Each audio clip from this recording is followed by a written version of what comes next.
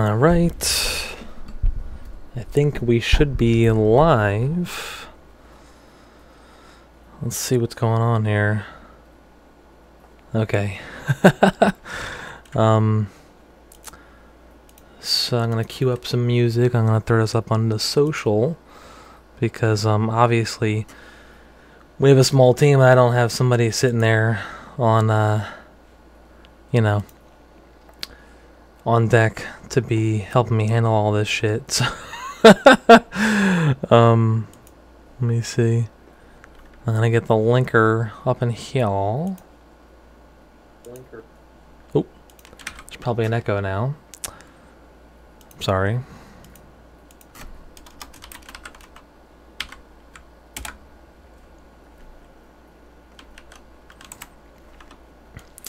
So anyway, I've been doing a couple of these streams. I don't know if anybody's joining yet.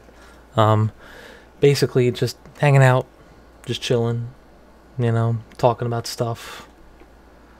The goal of this is obviously to just be a chill stream, not screaming and you know, and flipping out and just being stupid. I just don't have the energy for that, man. I mean,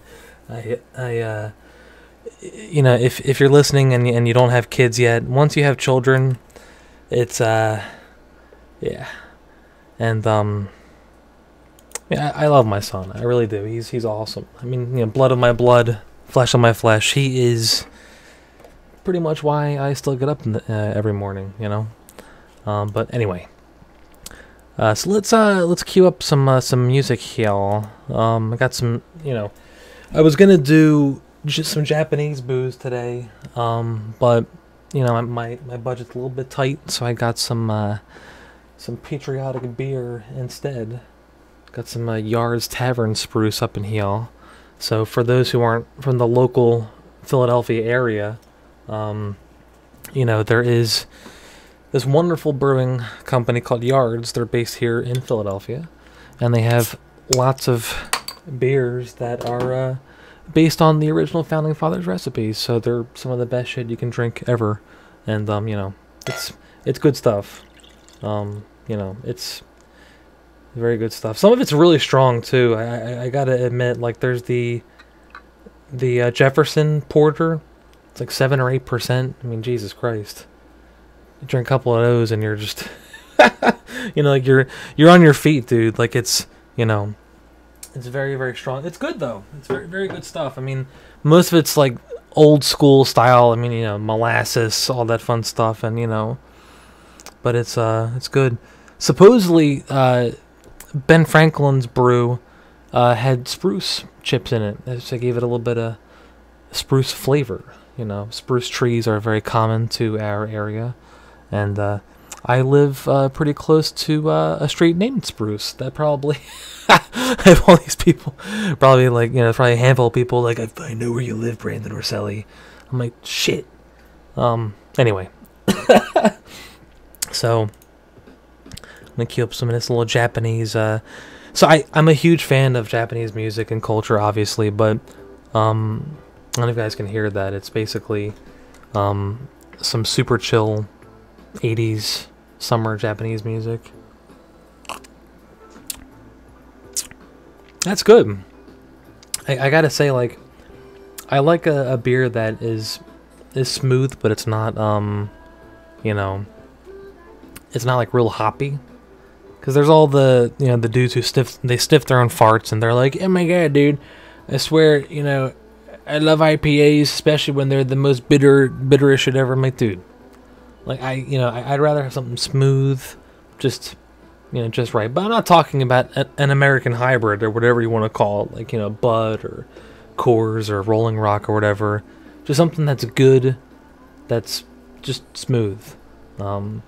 Anyway, so I've been playing ESO for a while now, off and on. Like I can't play every day because of my schedule, stuff like that. But I am trying to play it regularly. I have my Somerset review in progress. Obviously, I'm in Somerset right now, so how come the chat's kind of dead? I'm surprised nobody's coming in to say hi. Let me here. I'm gonna post the link over into the Discord. And give me 1 second. I always forget Discord because you guys are out there. Give me 1 second. There we go. Had to get all those assholes and all them faggots over there in our Discord to come in here. I love you guys, I do. I gotta say though, oh dude, see that spider mount that you went by? Alright, so I swear to God, like I like the stupid shit in MMOs, and obviously I played WoW since vanilla. You know, the biggest thing for me was that vanilla WoW has, even back then, like there was a lot of stuff you could get, and you know, they just added more and more and more stuff, and there was this constant carrot on a stick, you know. So it got overwhelming. I mean, there was a lot of content once you hit like Wrath of the Lich King, you know, and I got a bit jaded, and I just started doing dumb stuff. Like I was collecting just dumb stuff. I remember we would be on the landing pad in Dalaran, and I had the ghost catcher thingy. I don't know. It's from some, I think it was a vanilla quest. I can't remember. And you could get it, and it created this gigantic blue effect that would cover like the whole goddamn. It was massive. It was annoying, and you would use it. Each use was 1 goblin rocket fuel, right? So I would keep spamming that on at the landing pad, and just, you know, annoying people, and because you'd have people, they'd log on and do their dailies, and they're just doing stupid stuff, and I'd be sitting there just fucking around, just throwing all this stuff up, and just trying to just have fun and just be like something different, you know. So, but anyway, so I don't have any Guido liquor today, but I do have some Guido coffee that my girl brought to me. Oh, nice. Look, fucking CWB in the house. Nice. He's our social media shitlord. Gets banned maybe every day from something, I would say. I feel like every time he messages me in our staff chat and stuff like that, he's like, "Yep, I got," and you know, I imagine him with his southern drawl. But he gets banned from Facebook or something, and he'll say, "I got zucked again," and I'm like, "Shit." I'm like, "Oh man, for what?" You know, it's usually like he'll post some I don't know, some like stupid meme, you know, and then somebody gets like triggered, you know, and then they start farting on themselves and coming everywhere in outrage, you know, and they're just like going crazy, and I don't get it. Like, I mean, I really don't. I can see these, like, you know, 10-paragraph diatribes from, like, super left-wing nutjobs on my Facebook that are in the industry who normally I would respect, but they start spewing this crap out, and I'm just like, yeah. Like, I don't even, you know, don't even let it bother me. So, anyway. But this is some strong shit. I mean, she brought me... It's Lavazza, which you can get here in the States, but she brought me some of the Italian flavors you can only get in Italy when she was in Italy a couple weeks ago. And it's really fucking strong. I mean, it's like really strong shit, dude. Like, it's, I mean, this coffee, I'm not gonna lie, she bought me one of those metal traditional coffee presser thingies. So you put the water in the bottom, you put the coffee on top, put it on a stovetop, and you just boil it, and you can watch it. There's a little hole, and the little coffee comes out. It goes pew pew pew, and it's like it's like this little volcano of coffee, pew, and it's like blacker than the devil's soul, though. I mean, it looks so dark.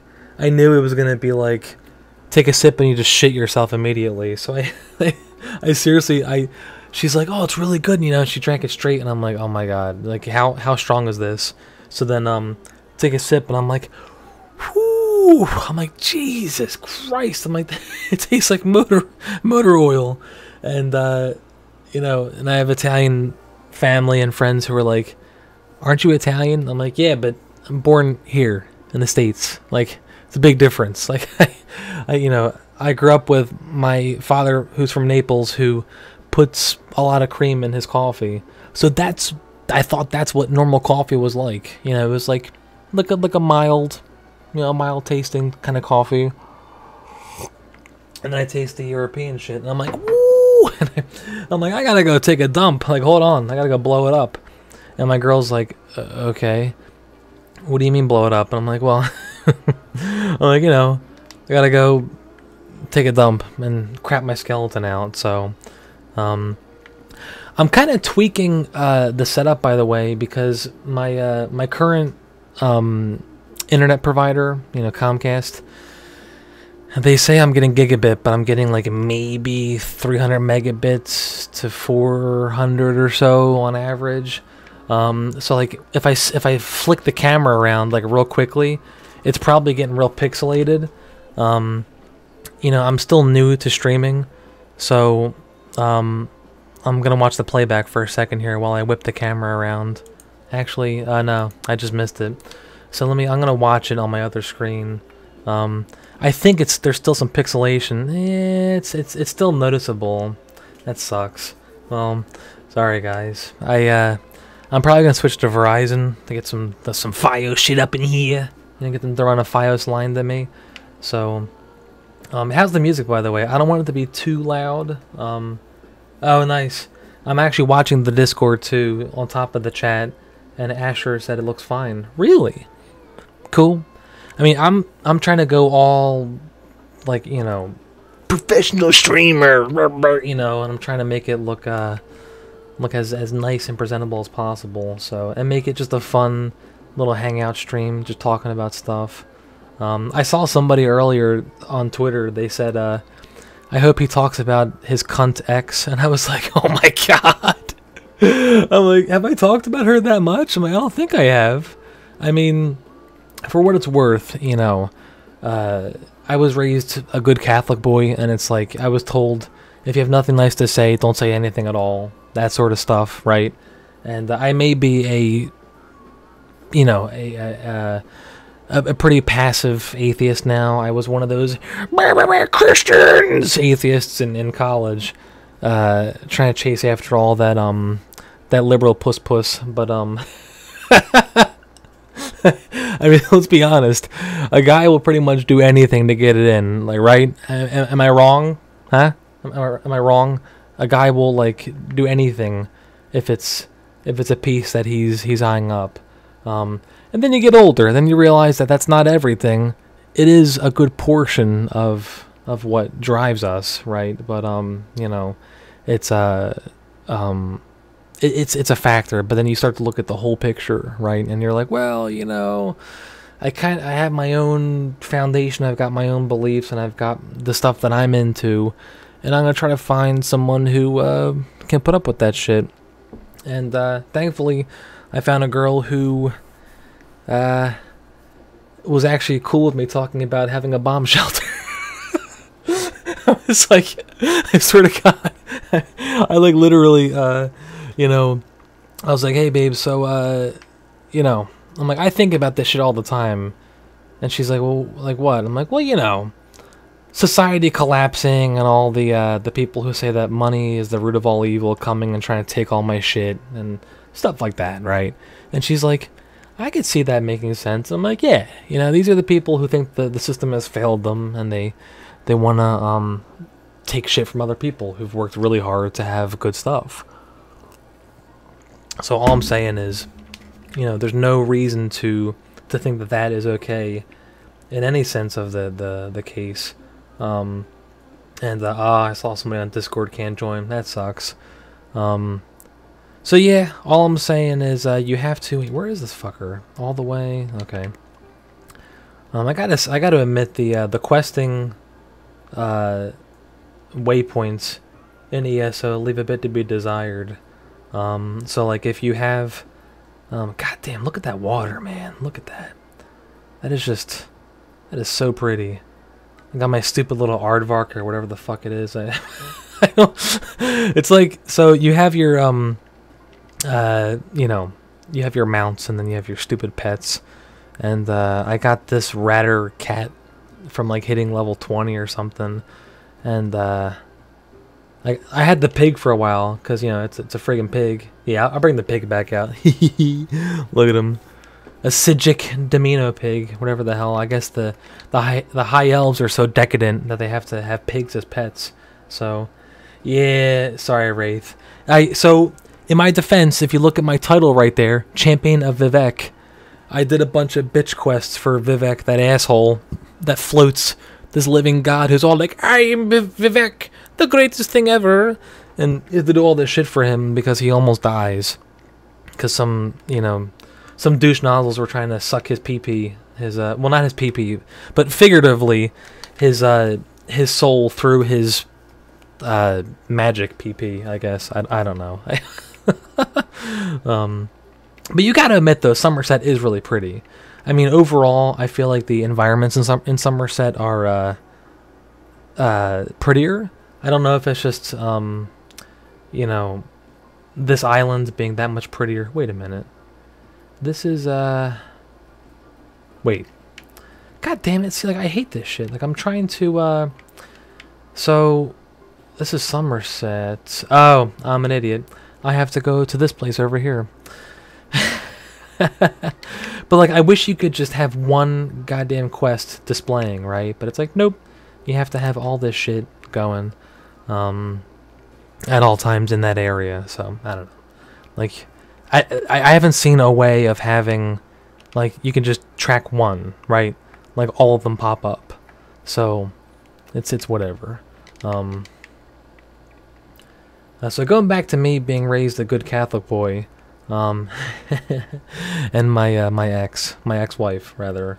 I should be clear, my ex-wife. I have dated quite a bit since her, and I do have some exes from that as well before my awesome girlfriend, who is a Japanese girl, and she's coming over on Thursday. Oh, you know, did I have to dismount to get into this area? Really?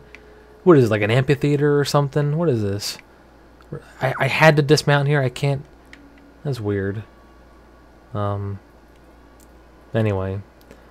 And I'll be honest, you know, when I met my girl, you know, we met online through some dating site, and she was like, I only have 1 day off this whole month. And I'm like, what? I'm like, what the you know? And this is just a little piece of advice, you know, if you if you're looking to meet up with somebody for the first time and you're like on the fence or something, just, you know, you never know what to expect. You know, I mean, I'll be honest, before I met her, I had zero expectations. She had zero expectations, and we're both crazy busy. I mean, she works full-time, goes to school full-time, and has a busy personal life, right? And she, how the fuck I'm like in the middle of the goddamn, there's like, I gotta go all the way around this stupid mountain. You can't just like hump your way up a mountain like you can in Skyrim, right? It's like in Skyrim, the joke is you get a mountain, you can just hump your way up a mountain, right? And right, you can't do that in this game. It's like, I've tried, trust me, because like I'm the guy that will find, like, I'd be a great beta tester, right? But it's just too for one, it doesn't pay enough. Two, if it becomes a job, I can't enjoy it, right? But I'm the guy that will sit there and find areas in a world that are broken, just, you know, just because, right? I swear to God, in Shadows of the Damned, it's probably still there. There's a level in Shadows of the Damned. For those who don't know, it's a very fun game. Goichi Suda. It's like a pulp action shooter. This guy named Garcia is trying to rescue his girlfriend from the devil, and it's like super over the top, and he's got this big friggin' gun, and it's been a while. Does the gun talk, or is there like a skeleton head or something that talks? I think there's like a skeleton head or some shit. And you know, when you're like powering up the gun, you're like jerking it off, you know, and then the gun gets real big, and then you're like, and you shoot it, and it's all ridiculous, and it's like 100% like Suda just being in his game, and it's like really silly and stupid. And anyway, there's a level where you spawn in a cave, right? And you're just boop in a cave. So I swear to God, like some people are just playing a game, and you get in the zone, right? And you're just like, all right, I'm gonna play the game, and you don't really think too much about stuff. And oh shit, Panda went to bartending school. What? Nice. That's awesome. You gotta make me a drink sometime if we ever hang out. But anyway, so you spawn in this cave in Shadows of the Damned, right? And the first thing I did, I looked around and I'm like, how the hell did Garcia get in here? It's literally the end of a cave and there's no entrance, right? And I'm just sitting there thinking, I'm like, dude, how did he get... I'm like, how did he get into this cave, you know? And, like... And so I walked backwards into the wall of the cave, right? And I fell through the world. Just, and it wasn't like a certain angle or something. I tested it after I had to friggin' fully restart the game, right? So I restarted the game, hop back in, and it's like the whole fucking wall. It's just, there's no, it's been a while since I've been like in game dev, like college basically. So there's no barrier. There's like a texture, but you can just go right through it and just fucking fall through the world. Like if you have Shadows of the Damned, it's a real fun game. If you don't have it, just go check it out. It's probably dirt cheap by now. I think I had Suda sign my copy of it too. I've seen him so many times. I ran out of stuff for him to, oh hey look, they're trying to jump up too. Hee. Look at this, that's funny. But yeah, I've had the great pleasure and I'm fortunate enough to have met Suda51 enough times to get him to sign like, you know, like 6 or 7 things of mine. Cause I'm like, hey Suda, and he's like, hey, and then we're just hanging out and stuff. And he's an awesome dude. I really hope that the new No More Heroes does well. I think it's gonna be fun. You know, I played it. It's really fun. It's not what people wanted though. I mean, and I see why. I agree. You know, I was a bit let down. But you know, for Suda's sake and his career, I really hope it does well. He's an awesome dude, but you know, we know the nature of the game. I mean, this is a business, and he's making a product. So you know, we'll get the hey, what's up, the Dark Lave? That's a pretty cool username. Yeah, man. I tell you what, like all you guys listening out there, the last stream we did, I was coughing still, right? And knock on wood, you know, I think I'm almost over it, but just to keep my girl, to keep her peace of mind, she's like, just call the doctor, go to the doctor finally, stop being stubborn, and just do the strep throat, etc. tests. Just, you know, just knock this shit out 100%. Because you know, I was raised by a traditional Italian, you know, father, and a lot of that rubbed off on me. So I if I'm not like literally like dying, like I'm just like laying there like, oh my god, this fucking sucks, I'll try to you know, just tough it out. And so a big part of that was just me just dealing with this, like, basically a sinus infection for, like, forever. And it sucked. It really did suck. So, woo, teleporting, whoa, oh my god. But yeah, she's back from Europe. She brought me and my folks some cool stuff back, including the strongest shit Italian coffee that made me shit myself. All right, not like literally, but it's really strong. I mean, and then she's like sipping it. This is so good. And I'm like, oh Jesus! And then put some cream, and I'm like, that's good. You know. And then she tastes it, and she's like, oh, it's like just sugar. Oh my god, how do you drink that? And I'm like, well, I just don't want to suffer when I'm drinking shit, and I don't know. I mean, I mean, it's still strong as shit. I just put creamer on it, you know. So, how's the video or the music level, by the way? Like, can you guys hear it, or is it like you can just barely hear it? And now I haven't been to Italy, not yet, to my everlasting shame, that or Japan. And those are the two I've gone to. I've been to quite a few countries though. Like I've been to France, Romania, China. Trying to think of what else. Like the Bahamas. Obviously, they're not. I don't really count the Bahamas. Yeah, like I want the music to be just noticeable to where it's not overwhelming, but you know, like it's real chill. It's just 80s, you know, Japanese pop and funk. So, but yeah, so the next two countries I'm gonna go to are obviously Italy and Japan. So, the problem is my girl. So she's here on a student visa, so she's going to school for business. And ooh, what kind of mount is that? That's like a tiger or some shit. Okay. And she's graduating in next June, I think. She's getting her master's. And what's up, Sinking Sage? Nice. So because of her visa, she's gonna get an internship for a year, and she can't leave the country after that, right? So, and like financially, etc. We're both trying to go this fall. I'll be going for Tokyo Game Show and to be with her while she's in Japan. We'll see. I don't know. And so if it doesn't happen this year where I'm hanging out with her there, it is what it is, you know. Then we'll have to go another time. So it sucks, but you know, after GDC, dude, that's like a big fox mount.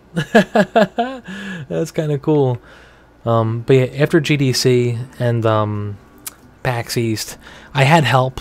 Don't get me wrong with you know, scheduling stuff, and I had a real good bro of mine let me shack up with him at his place for PAX East. But it adds up, man. It really does. That, and you know, I swear to God, yeah, there is 2020, man. Like you know, we're going to go to Tokyo Game Show, and yeah, this is Elder Scrolls Online. This is the Somerset expansion. So yeah, whatever. What do you want me to do? I'm gonna go do some shit for you. Yeah, whatever. Talk to Josiah, whatever his name is, who is over... Wait. He's like in that tower? Okay. Yeah, the game is gorgeous on PC. Like, I've got a 1060, like a 6 gig card on a somewhat older tower. And, but like max settings, you know, I've got like 8 or 16 gigs of RAM. And, you know, it looks really nice. It's hard to go back to the console version. And, yeah, I've heard about the Zombieland thing. And actually, I was like, dude, I had the announcement, like, in my queue, right? Because my goal with Niche Gamer is to expand it out a bit so that, we cover, like, we have plans. Wait. I gotta talk to this fucker still? Oh, take a map. Okay. Jesus. Oh, dude. Alright, so I've listened to this particular playlist before. This is like super chill, like summer, kind of like... So for those who aren't into Japanese culture that much, right? Some people will say that for me, you know, for a lot of people it's a fetish. I legit love Japanese culture, specifically older like 70s, 80s, you know. A lot of Japanese culture back then emulated Western culture a lot, especially like I would say 50s into the 80s, you know. And this is like some like older surfer kind of funk music, and it's just like, dude, so chill. I mean, just listen to this. It's like ah. Just wanna go to a fucking beach and just lay under like an umbrella, dude. Just get a drink. So good. You just don't hear any stuff like this anymore, you know. Yeah, and it's true, man. They were always like a good 5 to 10 years behind us in terms of culture, and you can just see it, like in the stuff that that they emulated and stuff. They would take it and then they would make it their own, like in a certain way. And if you've listened to a lot of like Visual Kei stuff, like the early stuff, X Japan, Bucktick, etc., there's a lot of stuff out there where they take obvious huge influences from hair metal and speed metal and stuff, but they make it their own, right? And so wait, do I gotta go out this way? Talk to the right master on Artaeum. Okay. Gotta teleport up to this friggin' dude's place. These people are so... They're so, like, self-important. You gotta teleport between rooms and shit. Dude, I've seen X Japan live, and they are incredible. Like, even with how old they are, like, Yoshiki is, like, in his, like, 60s or something, and he's got the friggin', like, the neck brace, and he's still playing drums, you know, like a madman, and they still sound awesome. I mean, they played, like, all their hits, and if you can ever see them, despite their tickets being crazy expensive, I mean, I had, like, it was in Madison Square Garden, so, like, you had the stage in the center, and I was in one of the sections that was, like, looking... It wasn't, like, a nosebleed, but it was, like, just above stage level, right? And, oh, dude, listen to these grooves, dude. So good. And, so I could see the stage really well, right? And, but it was so worth it. It was really good. Like, the whole setup was great. I could see them really well, and, it was fantastic. I mean, they played all their hits. They started doing, like, you know... Like Endless Rain was one of their closeout songs, and it was just like just hearing like Toshi singing in real life, even though towards the end my ears were like really fucked, and I have super sensitive ears. Like I literally can't, even with earplugs, my ears get like damaged.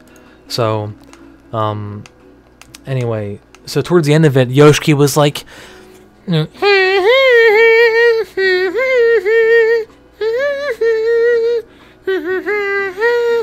I'm just like, oh man, like I can hear like him singing, but it's like I can't. It's like my ears are so fucked, man. So anyway, I keep like talking to these people. I'm like, what do they want? All right, I'll get to the bottom of this. Let's do it. Let's figure out who's doing these bad things. Dude, oh my god. $800 for 5 tickets? Fuck, man. I'm going to 2 shows this month. So on the 26th I'm going to the Gen X tour, which the name, I want to kill myself. Like literally I'm not, it's going to be tough like going in. There's going to be like banners and stuff. Gen X tour. Woo! And I'm going to be like, like Jesus, dude. But dude, there's gonna be Lit, Alien Ant Farm, POD, and Buck Cherry. So like I'm just so excited to hear, you know, please tell me why my car is on the front yard and I like, you know, it's just this shit this shit I grew up with, you know. And you know, it's gonna be great. And on the 28th, Smashing Pumpkins, dude. I'm so fucking hyped. It's almost the whole original lineup, except for Darcy, but fuck Darcy because, you know, whatever. Like, from what I've heard, Billy is super cool, and James Iha and Jimmy Chamberlain are back, and they're all being, like, bros again, and they're making, like, have you heard, they have this one song called, what's that one song called again? It's like, it just came out on their YouTube. They have a video and everything. It sounds like old Pumpkins, dude. Like, if you're a Pumpkins fan, it's called, like, Solara or something. And, it's like it sounds like, dude, that Lars Ulrich interview with Bill was so good. Oh, my God. I was driving to Wildwood. I think I had my son that time and listening to it, and he was getting so bored. I think he fell asleep. But I had to listen to it. And it was such a good interview. It was, like, a really, really good, I really liked it. So... Go to the Southeast Beach. Oh boy, this dude's like running to do it himself. Holy shit. But yeah, I think a lot of people who fall into identity politics, they hear that, oh well, Billy Corgan has been on Infowars, and Alex Jones is he's crazy, and I'm like, dude, like, who cares? They were fun interviews. Like, just hearing, you know, so, I've got, Billy Corgan from the Smashing Pumpkins here. You know, it's just like, you know, like Alex Jones, who I feel like, you know, he got married. I think he's divorced now, but, you know, got married, had kids, and, you know, and he just stuck with it. He stuck with it, man, and he's set for life. I mean, he is a personality. Whether you think he's a joke or not, he is. He has a huge audience. He has a career. He is a personality. He started out literally. What was it? I think on local access TV, right? That's where he started, and then he hopped on the internet stuff, whether it be podcasting, etc. early on, like Joe Rogan did, and just did really, really well. So, yeah. Wait, have I been here before? I think I've been to this place before. I don't know. But yeah, Alex Jones is hysterical to me. He's like really funny, dude. I mean, the Joe Rogan podcast with him, oh my god. The Stuff of Legends. I listened and watched that podcast maybe a dozen times at this point. Like probably a dozen times. I just laugh my balls off every time. It's just so fucking funny. It's like really, really funny. So this is an actual little gathering of dudes, I guess. Huh. I thought it was a dungeon, but you know, whatever. The Sijic Order. I'm doing the main quest line in Somerset. Yeah, dude, he got high as fuck in that. Like, he got so high. It was like... And they're like, alright, Alex, we gotta take away the weed from you. And he's just like... He has, like a stogie, like, in his hand, and he's, like, has that look. Like, he has that... He's like... Yeah. You know, like... you know? And, of course, Joe's getting high out of his mind. And then, what's that one dude's name? He's, like, an MMA... fighter, I think. He's a huge conspiracy theorist. He was there too, and so they're all getting high out of their minds. And you know, and of course, yeah, pull that shit up, Jamie. Hey, Jamie, pull that shit up, dude. Fucking rip your arms off, bro. I mean, have you seen chimps? Yeah, Eddie. Yeah, dude, chimps. I mean, I tell you what, bro. Like, they have the strength of like 100 human beings. How's that even possible, man? You ever see the nutsack on a chimp? It's just like, I mean, like, before I even saw that stuff, right? With before I started watching Joe Rogan stuff and all these memes started coming out, I legit, like, that's the stuff I was into. Like, I would be like, oh, dude, Yamashita just came on. Somebody asked if I listened to, dude. And my girl got me this album. That album For You. She imported it for me. By Yamashita. Oh my god. So good. Honey, it's you. So good. So. But yeah, like, even before I watched Joe Rogan's podcasts, like, that was my humor too, right? So, like, just stupid shit. Just, you know, having fun. And, nah, the stream shouldn't be dead. I saw the Discord. Got me worried. Yeah, dude, freaking Yamashita is married to Maria Takeuchi. I mean, can you imagine, like, those two, like, huge superstars of 1980s Japan together? I think they had a kid or two, right? I mean, can you imagine being the child of those two people and, like, going to high school and then they're like, oh yeah, your father's the Christmas Eve guy, right? And your mother's the Summer Days singer, right? Or Plastic Love, right? Oh my god. You know, like, some friends of mine are into that vaporwave stuff, and they've heard, dude, in the Discord, I mean, I'm seriously trying not to jump topics too often, but they just posted the Resident Evil 4 GameCube chainsaw controller. I have one of those, and I'll show you it real quick. It's right behind me on my shelf right here.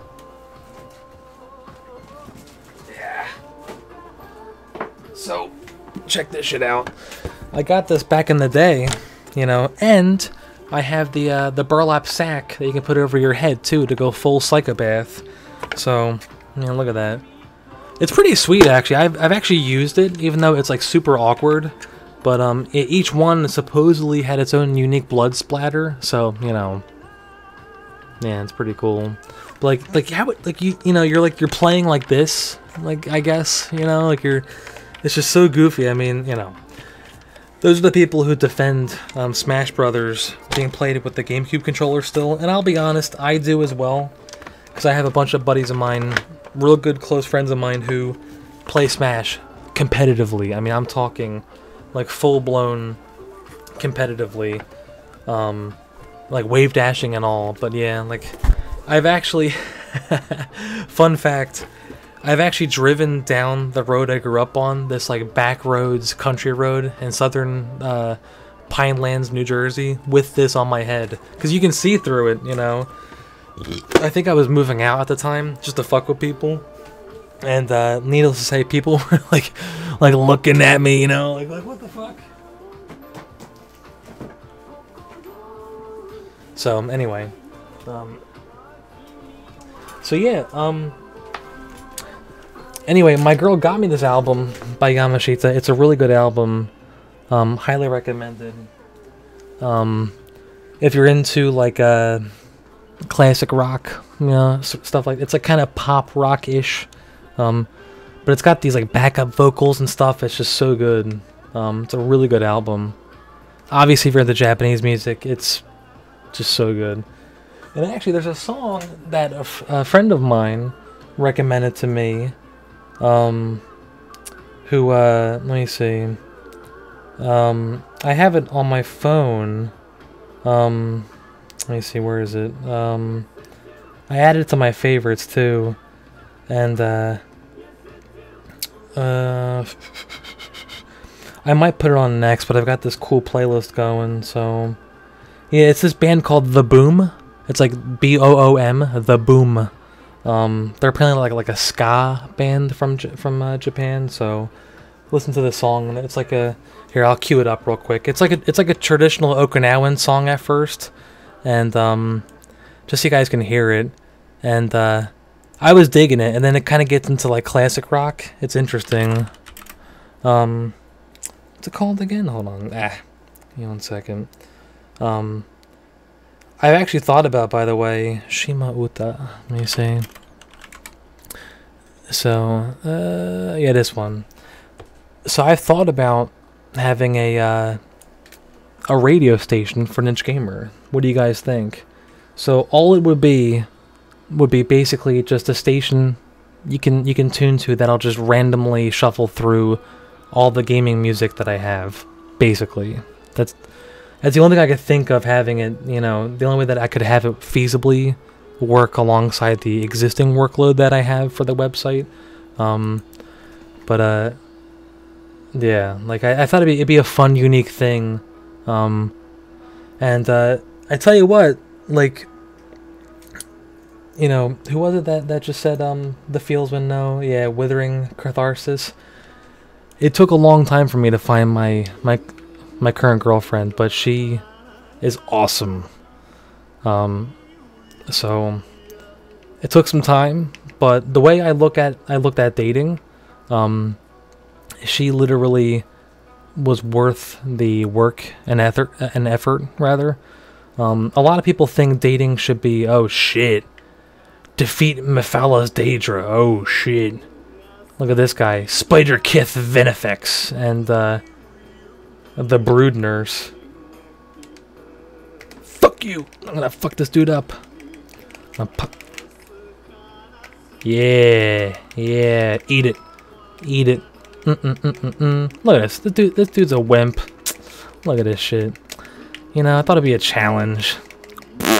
Nope. But yeah, she's awesome, and yeah, what's up, No Heart?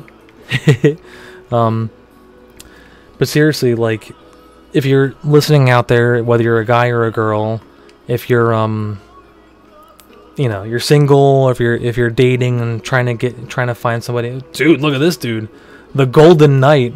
What? Wait, how do you go into first person again? Hold on, it's look at this dude's armor. This dude's a fucking Chad. Look at this guy. Look at this guy. This dude is so badass. Look at this guy. He's like going in there, he's like, begone thought. Oh my god. Did he just like teleport away? He came in, got rid of the demon stuff, and then just left. And then this idiot comes up here, like, man, I guess we'll go in now. Whatever.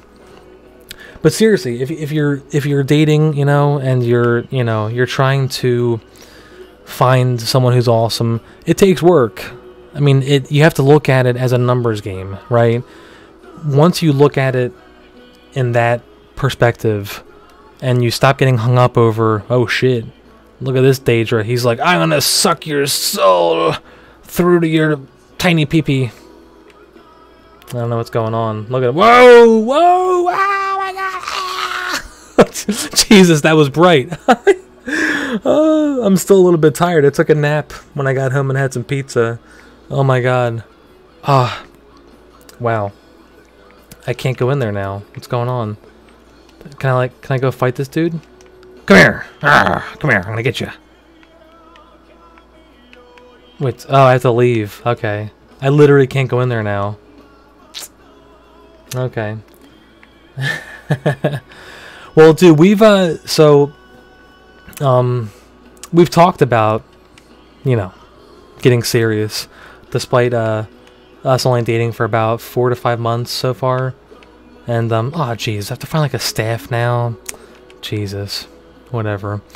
Oh hey, more Daedra. But like seriously though, like it is a numbers game, you know. The main thing I can say for all the bros and broettes out there, you know, really just focus on yourself, you know, just focus on your career, your goals, the stuff you're into, and at the same time, you know, go out and date and stuff, you know, and try to set a you have to look at it as like a job application almost, you know, like it sounds really cathartic and it sounds really no, Jesus, whatever, man. And it sounds like, you know, like you're becoming like a, what's the word, like a man whore or something or whatever. Like you're just trying to, you know, bang as many people as you want or whatever. But it's like, no, like you have to set a standard for, you know, for how you're dating. Somebody, the Geek Variety asked if I'm from Maryland. Actually, no, I'm originally from Jersey. But I moved to Philly, and I actually miss being in southern New Jersey. A lot of people don't get that. They're like, dude, New Jersey sucks. And I'm like, northern New Jersey sucks. Southern Jersey is actually very nice and very beautiful. And you'd be surprised, there's actually there's like dudes with like Confederate flags on pickup trucks, and they're like, you know, and they're like, you know, like going hunting on the weekend and going mudding and stuff like that. Like you would think you're in the South if you're in southern New Jersey. Like no joke. It's a fun place. Oh, dude, Hoboken is North Jersey. Jesus, yeah, that's like, yeah, and yeah. The funny thing is, I get told I have an accent, especially when I go to like Florida and stuff, and California as well, because Californians, because of the you know, I would say it's all the weed, bro, and it's the surfers, bro, and the Californian lifestyle, bro. They just talk slower, bro, and the way they live their lives are slower, bro. So I get there and I'm like, blah, blah, blah, blah, blah, blah, and I talk like that, and they're like, whoa, slow down, bro. And I'm like, dude, come on, man. We, you know, this is how I operate, man. We got to keep going. Come on. And so somehow Rory, I don't know if he's watching right now, Buttermancer, for those who know him by that name, you know, good friend / partner / slave driver. He puts up with how I talk all the time. So. And he's a Cali native, but I don't consider him a Cali native because he doesn't fall into the surfer bro, you know, type of background. Wait, I didn't get the goddamn staff. Man, let me cue up some other music real quick. How about some was this the one? Yeah, the Devil Trigger. Bang bang bang, pull my nits. It's such a funny song. the memes from that are just hysterical. And we actually so we have somebody going to Gamescom for us for the first time, so we'll be at Gamescom. And yeah, Panda mentioned there are a lot of red counties in California. There are. Rory lives in one of them. Where the hell is this goddamn staff? Where am I, like, just missing it? Oh, it's all the way over there. Okay. But yeah, we have somebody going to Gamescom, and basically just for Devil May Cry 5. Like, I'll be 100% upfront with that. We're sending him to play Devil May Cry 5, and so I got word back just a little while ago from Capcom USA that they're trying to slot us in for playing Devil May Cry 5. So the most I can say is I don't know if they're gonna book us. They're trying. You know, they're really cool folks over there. So I'm hoping. I mean, I'm assuming it's publicly playable. So, and there are press only days at Gamescom. So, you know, obviously we got Ryan. I think he went to bed already. He's a British lad. He's from the UK. Really good writer too. I'm really proud of the stuff he's done already. But he's gonna be there as press for us, and he's gonna have a press pass, and so, you know, he'll go there on the press only day, and so we're gonna get him to play Devil May Cry 5. And I'm gonna, yeah, a Brit Bong. I'm gonna poll the community to see what games you want us to play there. It's something I meant to do with E3 and GDC, but, you know, just got too wrapped up with stuff. And you know, I want to have more input from the community for these trade shows moving forwards, just so that if there's stuff that we haven't seen that you guys want us to play, you could be like, yeah, can you check this out? And, you know, we'll go check it out. There was a game we missed at E3 that I really wanted us to be able to play. It was the first time it was playable, but Mutant Year Zero, Road to Eden, that game. When I saw it at GDC, it looked hot. I mean, I'm talking Ruby Rod, hot, hot, hot type level hot. If you're into XCOM, stuff like that, it's a really, really cool looking game. It's tactical strategy combat like XCOM, but the combat to exploration transition is so seamless. It's so good. Super Green. Dude, I gotta watch that again. I just watched Valerian. I don't know how many of you guys follow me on Twitter. I did a quick review of Valerian. It was fun, you know, it was okay. You know, it took me forever to finally watch it, but you know, it was the short version of my impressions was that Valerian was it was held back by the two main actors just not being good. You know, like they didn't really sell the movie for me, you know, like they were fun, but, you know, crazy special effects and this interesting story, it was held back by lots of B-level actors, and then you had some well-known actors that weren't really the main characters and stuff, and I don't know. It just could not top Fifth Element, and yeah, Big Blue is really good too. Like his older stuff is just it's so good and so hard to top.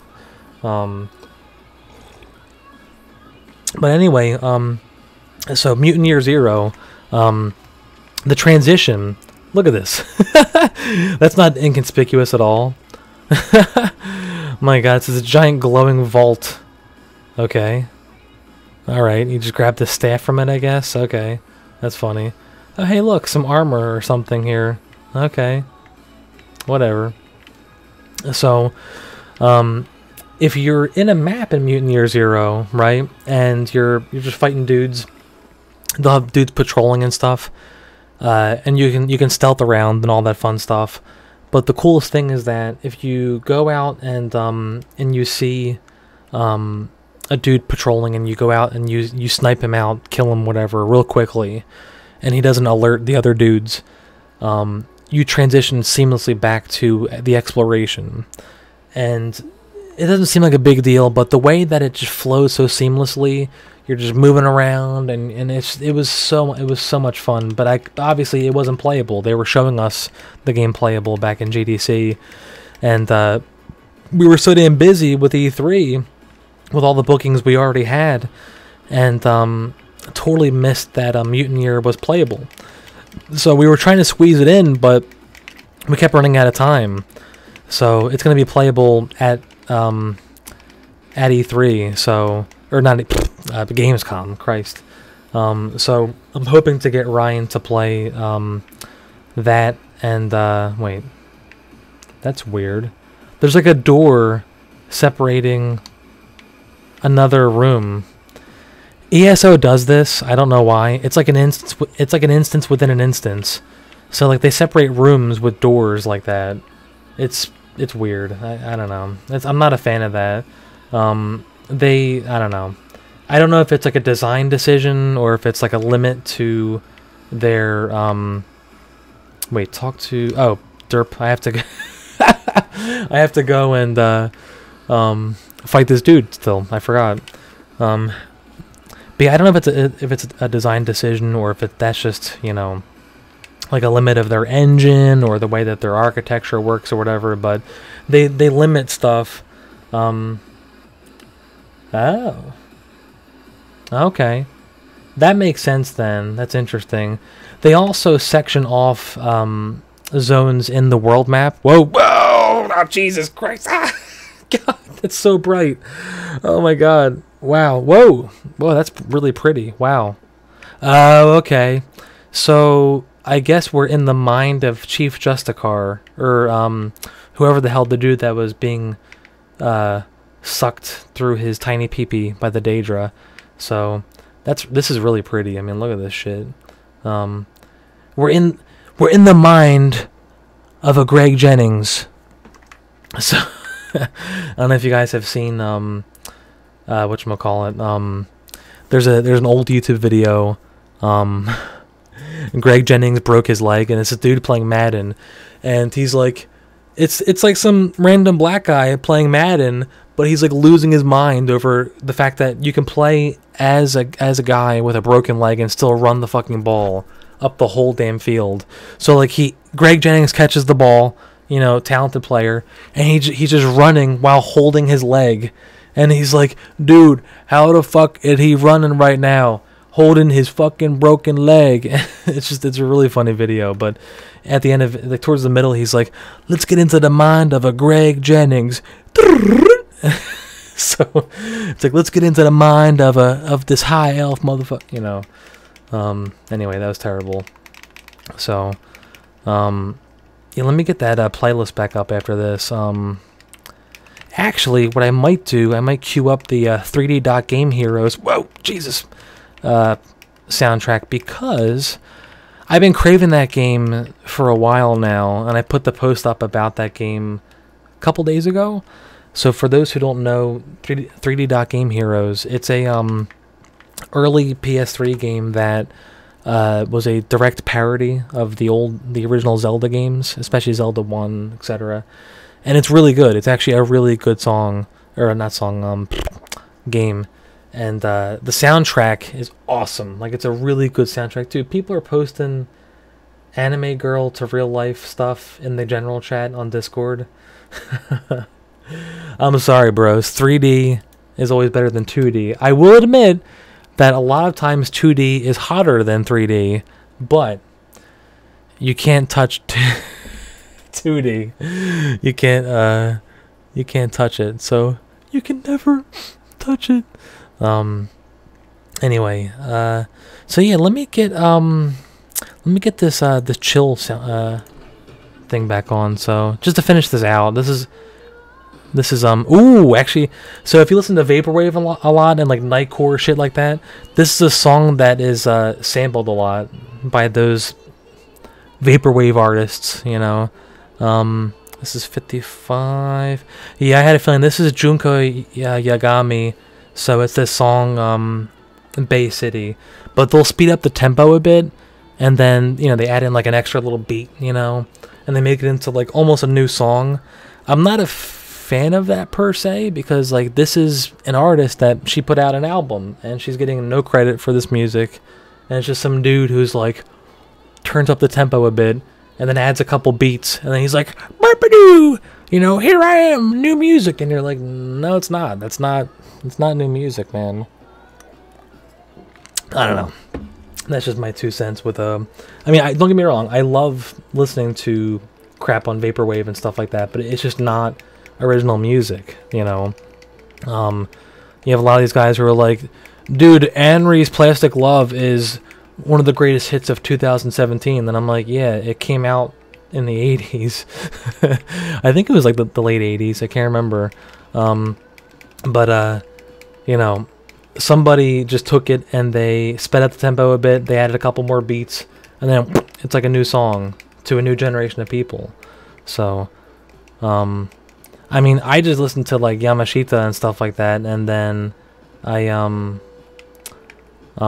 started like just enjoying more Japanese pop through that. So, but yeah, there's a lot of songs that have a surprising number of samples, like especially lots of older hip hop.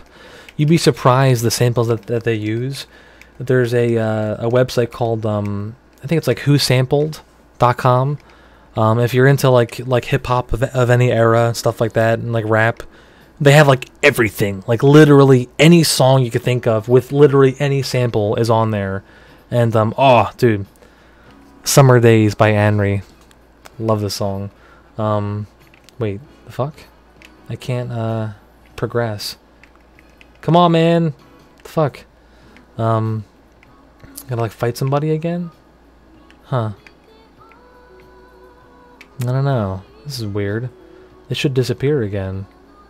So I gotta like...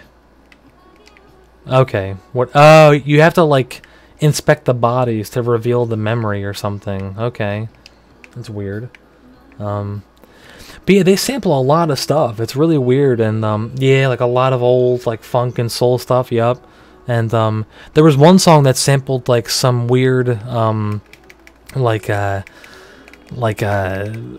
don't know, like some like Indian from India track or something, right? And what the hell is this shit? What is this? Oh, they're like spells. Okay. And it's like from some random like female singer from India, you know. And it was in some popular hip-hop song. I forget what song it was. And, like, most people don't know. They just don't give a shit. And it's like, alright. But I was curious. I'm like, that sounds like who's that female singer? You know, so I go and look it up on Who Sampled. And I'm like, oh, it's some girl from India. Okay. You know. Oh, dude. Susumu Hirasawa. Oh, my God, dude. He has just incredible stuff. I mean, just such good stuff. It's like so fucking good. Like I still remember when I first played Ruiner. I played Ruiner back, oh Jesus, motherfucker. Back in E3 2015 or 2016, I can't remember. Anyway, I was blown away. You know, it's a really good game. Motherfuck.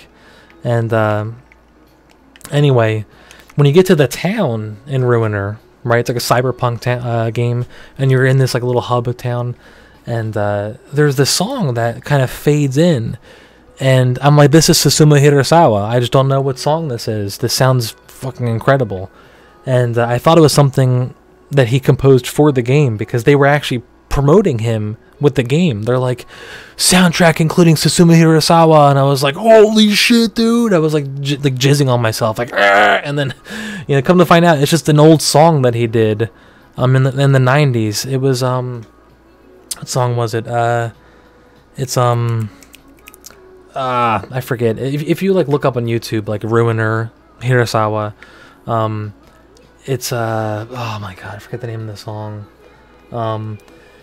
But I mean, they had to get his okay to include it, obviously, and he's obviously getting a cut of the game and stuff like that, you know. But it fits so well, and just hearing it, you know, Island Door, yeah, that's it. What's up, Butter? That's it, Island Door. Such a good song. Oh wait, my girl just texted me. She's at a whatchamacallit? She's at a Charlie Puth concert. I know. It's I mean, you know, she loves his voice, and I'm like, you know, I'll it's this like newer singer that came out like a year or two ago, and he talks like this, baby. I need you, baby. Like that's how he talks. That's how he sings rather. And I'm like, meh. You know, it's like kind of typical, you know, girl, you know, kind of male singer. You know, like modern male singer for the female audience type stuff. Let me text her back real quick. She's like he was like 10 minutes late. What? That's funny. She's like, it doesn't happen like that that doesn't happen in Japan. Like the shows don't start late. That's funny. Anyway. So, but yeah, let me kill this beer real quick. I'm gonna open up one of these. I got this this cider over here. Yeah, alright, so Bublé, I will say, he is, I like Bublé to an extent. You know, I like some of his stuff, and, I like, you know, that sort of style, obviously. I mean, Sinatra and, you know, Dean Martin and all, you know, the Rat Pack and all that shit. I love that stuff. Actually, speaking of which, maybe I should cue up some Guido music up in here, huh? How about some, let's, actually, was that Fly Me to the Moon? I think it was. Yeah, it's the Ray Ayanami version. Speaking of Sinatra, I swear, I didn't realize, in other words, that English. And she can't hold the note to save her life. I mean, in other words. I'm listening to this one, and then I'll switch over to some Sinatra, and we'll kill this K-Tora dude. Let me guess, I have to let him like start talking first or something. Oh shit, what's going on? Yeah, let me fight you, motherfucker. Oh yeah. Oh, it's just Striders? Okay. Whoa. This might be like a mini boss or something. This might be the final, like maybe one of the final bosses for this, no, this is like the second or third quest in this quest chain, I think. There's normally like 6 to 8 quests for each expansion for the main quest line. And then you get like your title, you know, you do the main thing and all this fun stuff. So, oh, Jesus. So, one thing I do like about ESO over WoW and other MMOs is that the combat, despite it being a mix of, you know, of basically real-time and that MMO crap, it really feels like a nice mix of, of both. Like they're trying to make both camps happy. So it's very active, you're moving around, you're doing cancels and stuff, you have to do blocks and all this fun stuff. You have to build up your stamina bar, you know, doing power attacks and, you know, all this stuff. So, this guy's health, he's got a lot of health, huh? Not doing that much health to this fucker. You can't run away, fat ass. Look at this guy. I knew somebody was going to ask about that. So we are dude, this motherfucker's like just like digging around and shit. Whatever, man. So we are finishing up the new motherfucker, the new hirings this month. Whoa, he like just teleported again. So we had to finish up some stuff with some of the old staff, things like that. Plus the Gamescom planning is crushing me right now, trying to hear back from people and stuff like that. But we will be finishing out the new hires this month, I promise. Like that's something, you know, Rory's. Oh Jesus! Ah, God! Oh my God! Wow! Oh, it's way too bright. Jesus Christ. Wow. That's one of the things that Rory's been hounding me about, because we need to bring on these other people to start their intern status, start putting out new content, and to expand our staff. So we're bringing on a handful of new people, but it's been a very meticulous process between mostly Rory and then myself. Very, very meticulous. Lots of meetings, interviews, and reviewing their work, stuff like that. We're very, very careful just about who we're hiring, what kind of content they're putting out there. It's not that we're trying to control voices and that we're trying to control narratives and stuff like that like most websites do. We're trying to make sure the level of quality is the same.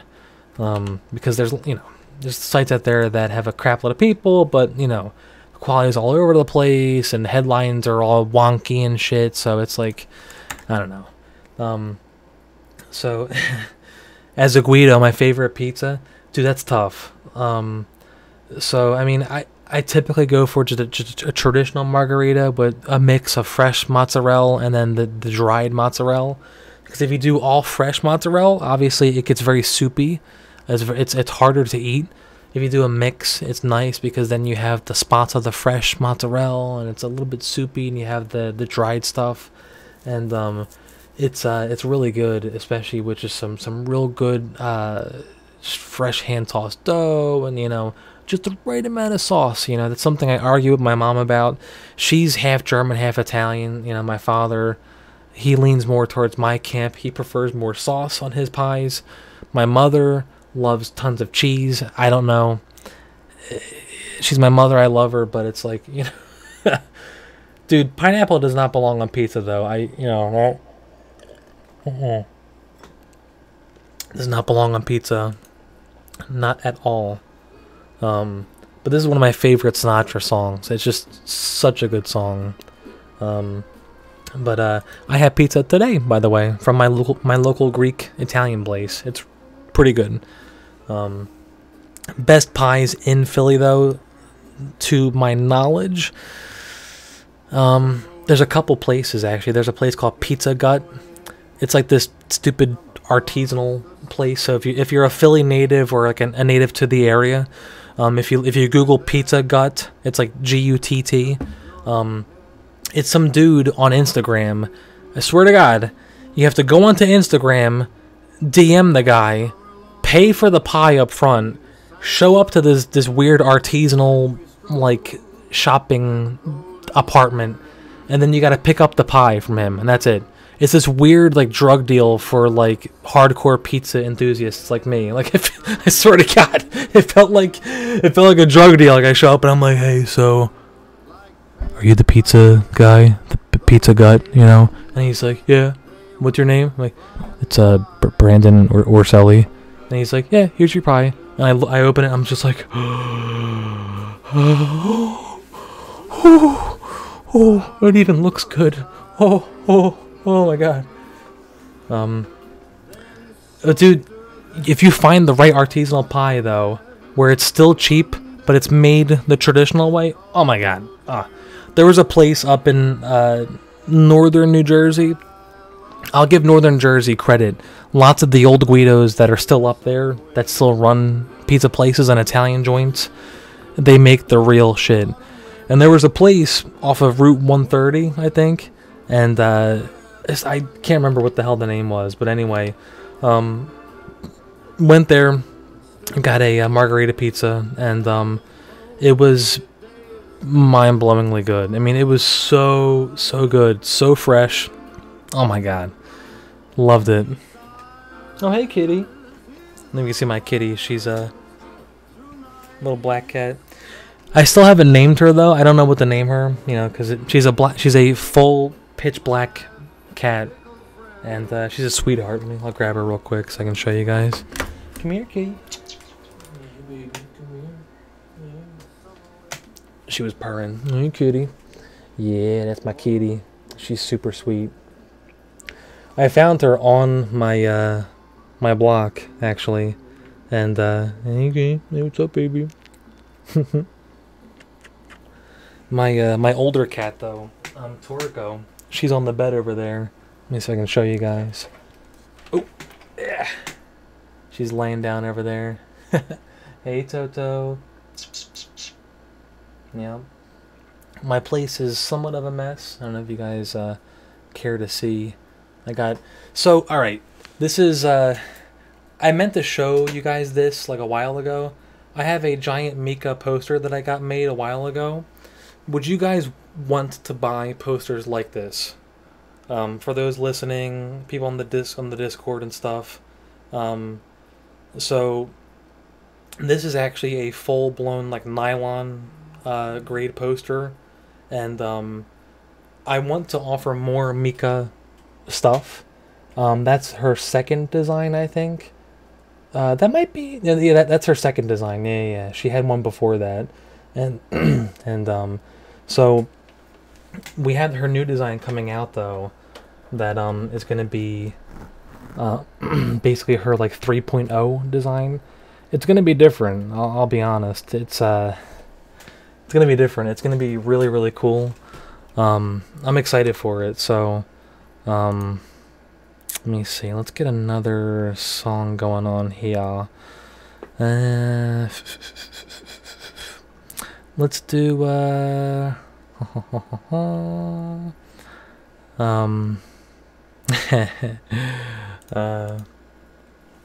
it's actually it's like vinyl. It's like a vinyl what's the word? It's like a vinyl poster that I got made a couple years ago, back in the early days of the website.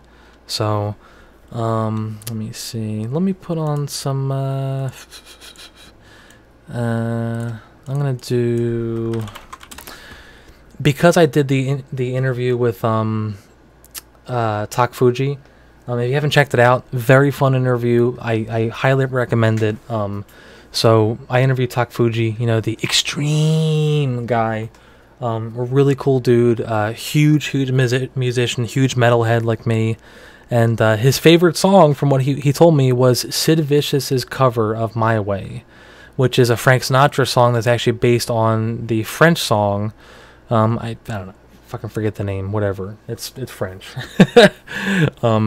So I'll put on the Sinatra version real quick, just because it's freaking Sinatra. Although it's kind of depressing though. I mean, it's a sad song, you know. I mean, you know, it's a sad song. But it's a fun song.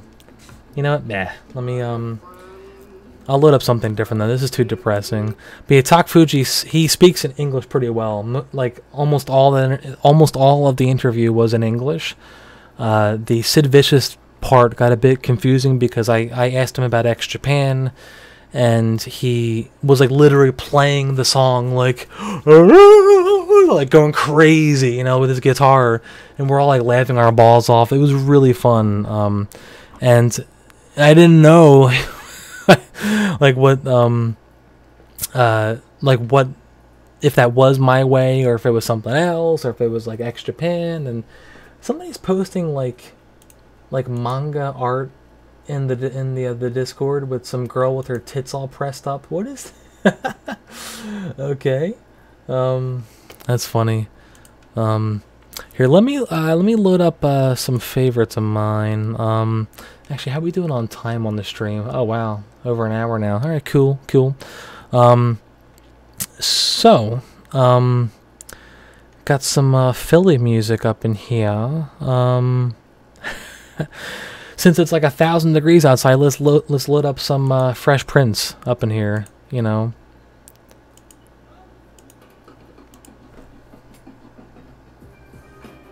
Oh yeah, some clean rhymes, man. I love it. Love this song. Such a good song. Anyway, fucking love Fresh Prince, dude. But yeah, I very much love the East Coast. I love the Northeast.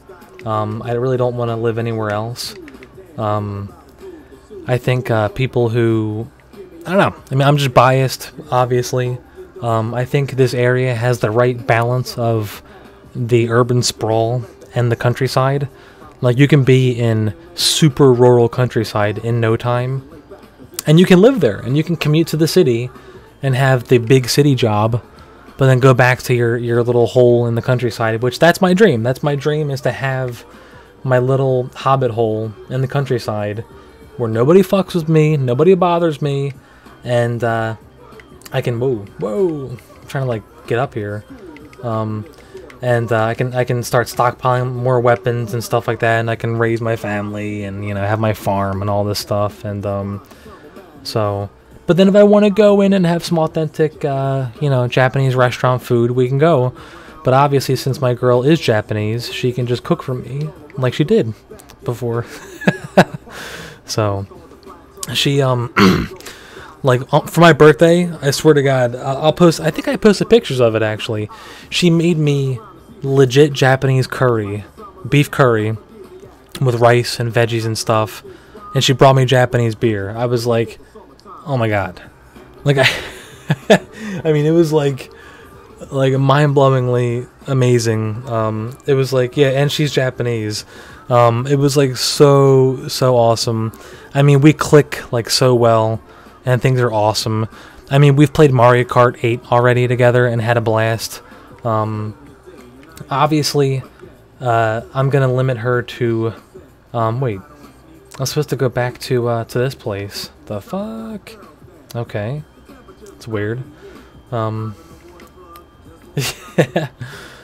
I mean, I tell you what, like, we're talking about, so for those who don't know Asian culture, at least most Asian culture, if you take someone home that you're dating to see your parents, it's an unspoken thing that you're saying, like, I'm gonna marry this person. Like, most Asian countries, like, that's the way that their progression works. Like, you enter a relationship, and then you date, and have sex, etc. And then you take them home to your parents to be like, hey, this is someone I'm very serious with. The fuck? How the hell am I supposed to get back to, wait a minute. Oh, I gotta go back to that stupid tower, that's right. But anyway, so it's like, oh hey, what's up? My bro Cody Long is up in here. He's a fellow writer, you know, streamer on the site. He streamed like a couple times already, so I'm hoping to have us stream together soon. Like, we'll play, I don't know, that Dungeons and Dragons game, Chronicles of Mystara. Ah, such a good game.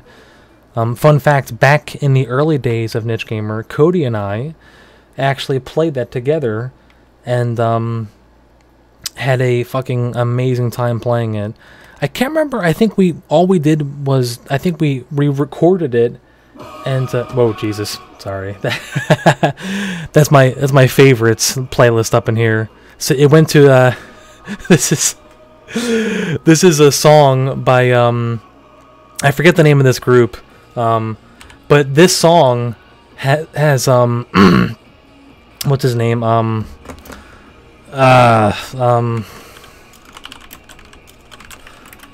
forget his name.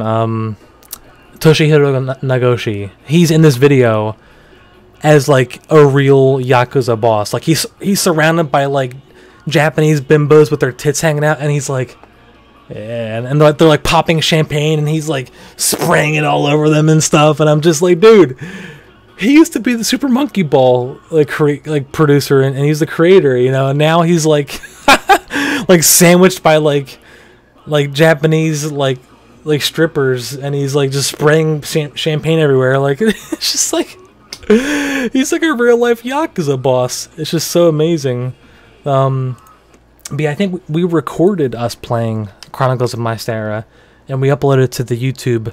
But this was like, I don't know, it's like 2 YouTubes ago, because we've like got a YouTube banned, and one was canceled, and all this crap. And so But yeah, like we're gonna stream together. It's gonna be fun. Like because Cody and a couple other of the staff members are local, we're gonna get. I would like to be here physically, and we'll play together. It'd be a lot more fun. We'll get some beers and some pizza and stuff.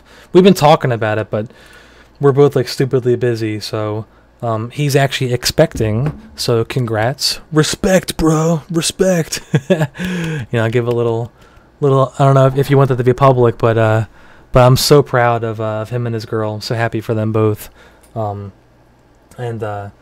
yeah, I'm hoping to have us hang out finally again, like in person. Same thing with Carl Batchelor. He's local, but he has like a stupidly busy schedule. It's like really, really busy. Like he works like I think like minimum 40 to 50 hours a week, and he's still trying to. Cody's like, knock that bitch up. I mean, I'll be honest. Me as a Guido, I have to be careful with how much fun I have, because it's like super easy for me to knock girls up. Like I'm just being honest, and it's happened already. And a staff? Come on, man. He's not going to give me like a sword or something. That's so dumb. It's one of the things about ESO that I don't like, that WoW does so much better. They give you rewards based. Oh, hey, leveled up. Ooh, ooh, ooh. But yeah, so, what did I get? A glyph, and whatever. So, alright. I think I'm going to go for more health. And, Jesus, I spend way too much time on my skills and stuff. Can I get any new two-hander stuff? Nope. Can I get new heavy armor? Yes, I can. Juggernaut. Oh, yeah. Oh, my God, dude. Fucking tanking like crazy. Love it. I love it. Can I get new orc skills? Nope, I cannot. ESO has a very interesting skill tree system. So you have like your overarching class, like a Dragon Knight, Warden, whatever, and then you have your 3 subclasses. Like for Dragon Knight, it's like Ardent Flame, Draconic Power, Earth and Heart. And then outside of that, you have all of your weapon skills, you have all of your racial skills, you have your armor skills, you have your fucking world skills, you have your guild skills, you have your... I don't even know what this other shit is. You have your alliance war skills, you have your crafting skills. There's a crap load of skills you can invest points into, which is really cool, but it kind of makes me feel like I have to focus completely on... like a certain thing, like in Skyrim, which this game is heavily, obviously it's another Elder Scrolls game, but obviously the UI, the combat, tons and tons, race 4 skills. Oh my God. The combat, everything is heavily influenced by Skyrim, but because of the way the skill trees work, it's like, oh man, thank you. GFC Caius was like, we have a very good game journalism site, and our social media guy deserves a raise. Yeah, CWB is an awesome dude. He's actually, we compensate him with games and stuff for now. But we are, right now, Rory is working on new advertising deals and stuff for us. So we're trying to get more funding and stuff while remaining independent. Respect, and yeah, he's been a driving force in more growth for us, which has been awesome. Our social obviously has exploded because of him, and I won't say who, but a certain other website started to copy us. And we're almost at 30k followers on Twitter. They have like, I don't know, like 60k or something, and their website is basically just a dude that sits on their Twitter like literally all hours that he's awake and just schedules like stuff and then like post stuff, you know, and yeah, yeah. Rory just mentioned he's a source of our migraines.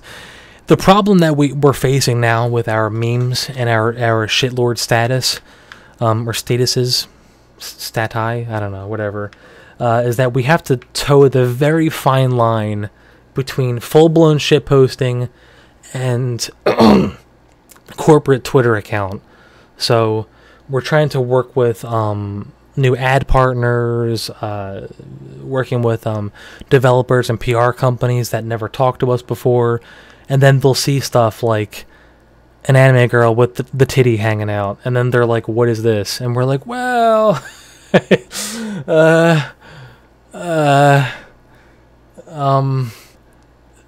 our audience likes it, you know, so we have to try to rationalize that and like really toe the line. It's tough.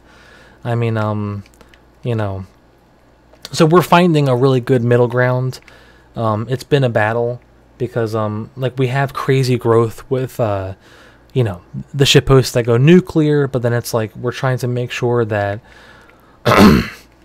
we have enough content to support the shitposting.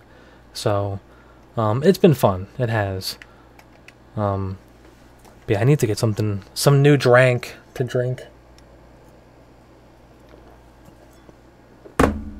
Actually, I might grab another beer because I've got this cider. It's been sitting out for too long, so it's not really cold anymore. And I'm a baby. I prefer most of my alcohol cold.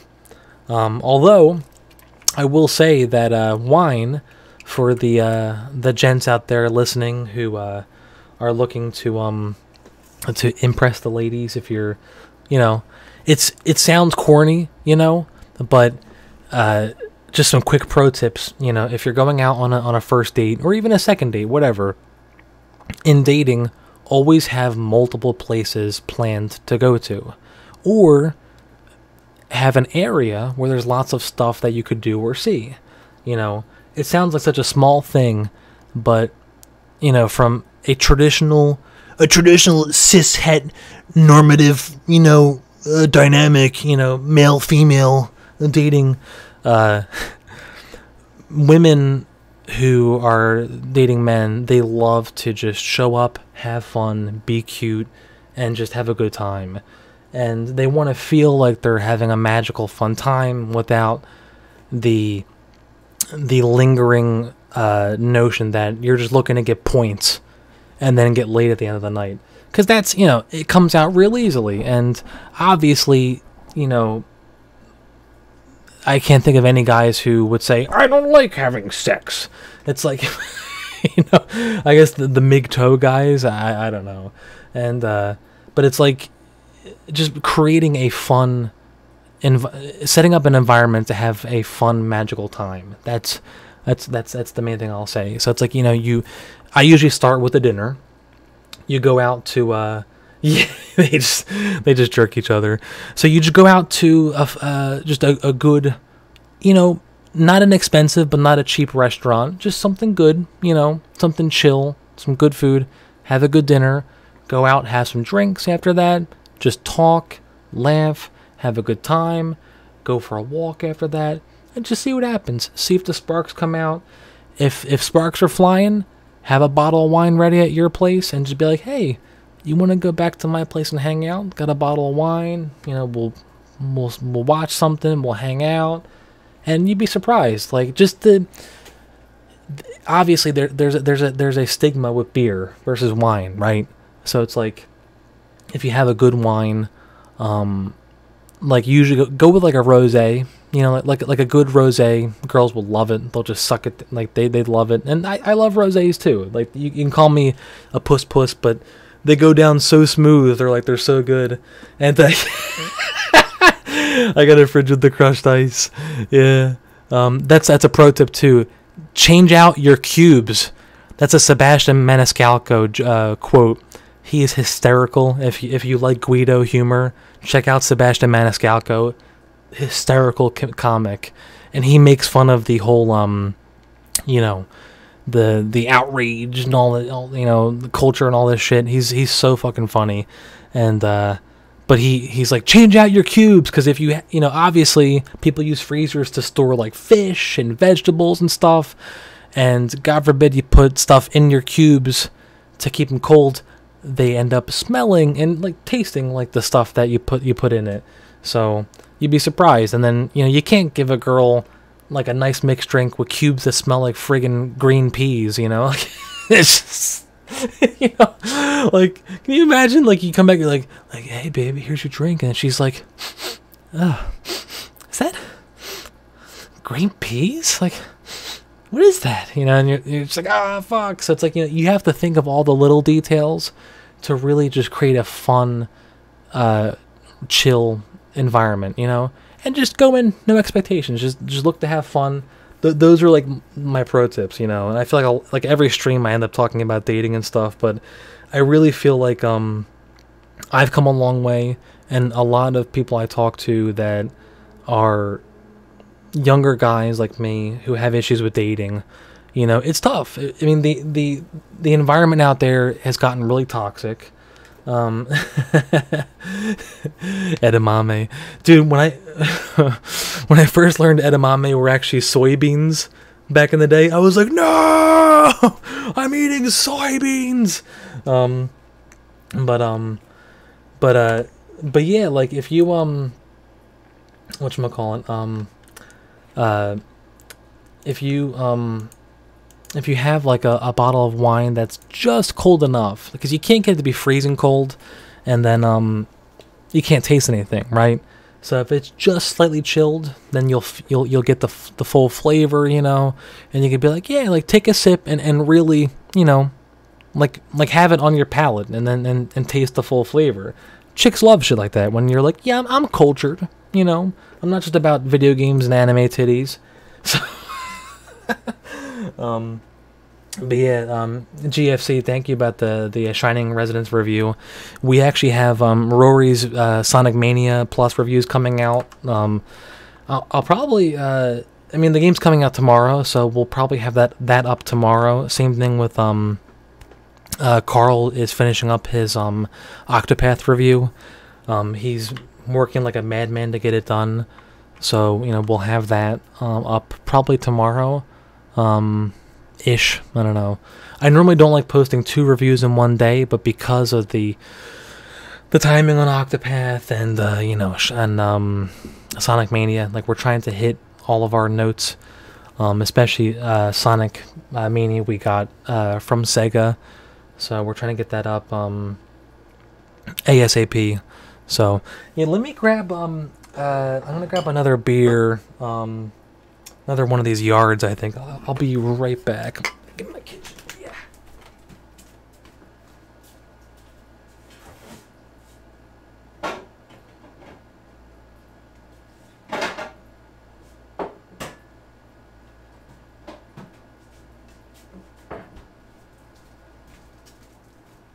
Okay. So, yeah. That was quick. But yeah, I feel like this Ben Franklin Poor Richard's Tavern Spruce, if you're a local, and you can get your hands on this stuff, it's pretty good. It's more smooth compared to the Jefferson Porter, which is like 7 or 8%.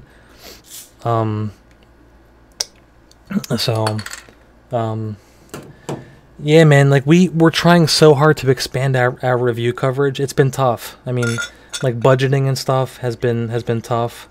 I mean, there's so many games out there that I would love to have us review, but it's like, you know,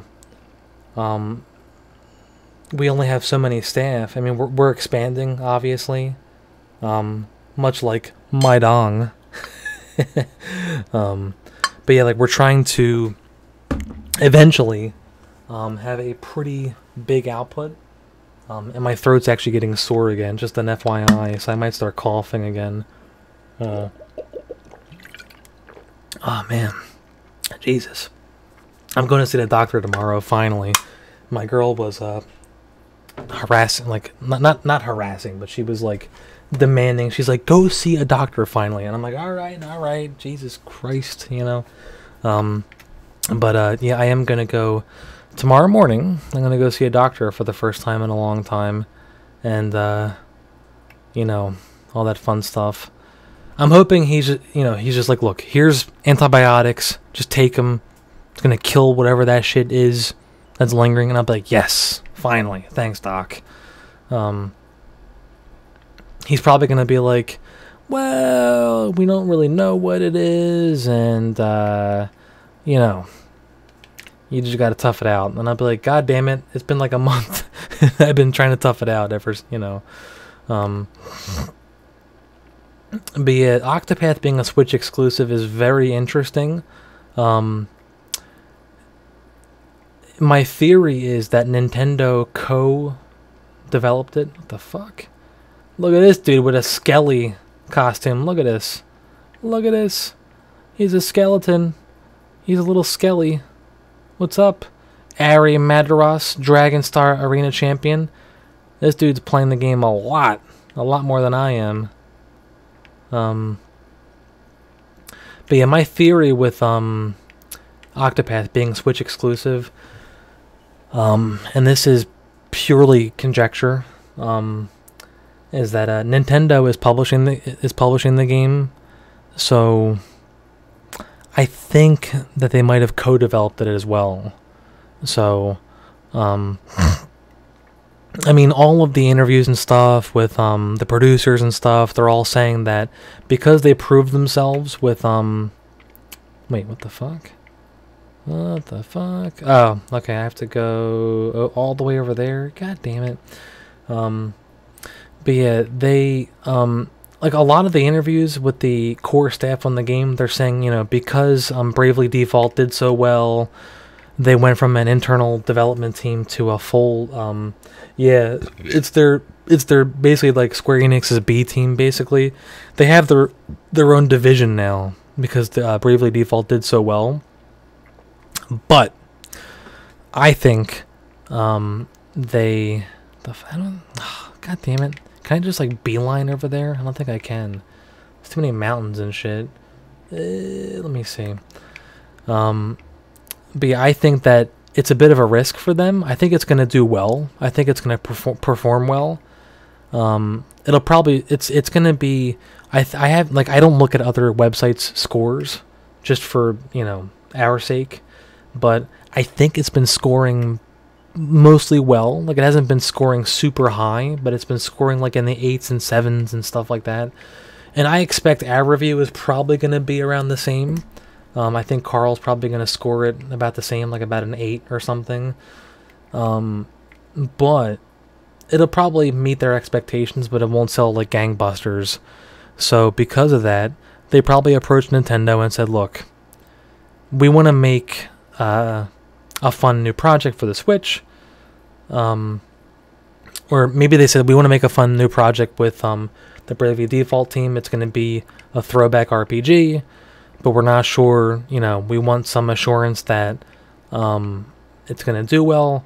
And Nintendo said, okay, we'll co-fund it, but it's going to be exclusive to Switch. I think that's probably what happened. Obviously, this stuff never gets talked about, and, you know, you don't hear about this stuff. How the fuck? Am I going the right way? Let me see. Yeah, okay, I guess. But yeah, like, none of the stuff is talked about until the game gets confirmed for, like, PC or something, and then it's like, oh, hey, look, it's coming to Xbox or PS4 or whatever, and, like, out of the blue, you know, like, they never talk about this stuff, because obviously they want the game to sell as well as it possibly can on game or platform X that it's on at the current time. That's just how the, you know, the industry works. We all know this.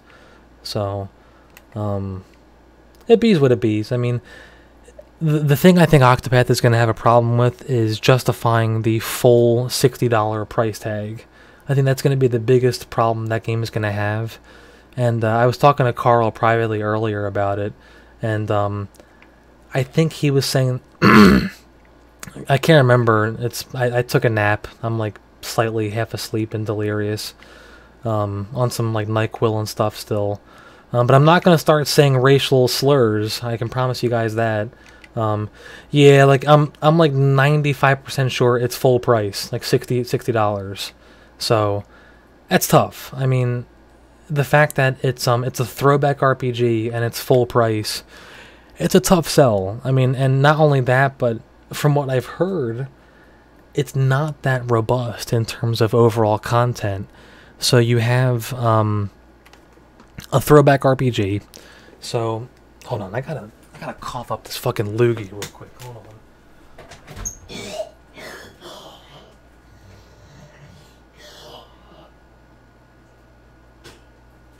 Oh, Jesus. Okay. It's been like nonstop mucus, man. Like with this like sinus shit. It's been driving me crazy. But anyway, yeah, like from what I've heard, people playing it, fans, you know, Carl, we have a couple other staff members who got it and they're playing it as well. They've all said similar stuff, like it doesn't have like a huge amount of content for the price tag, and especially for the style of game.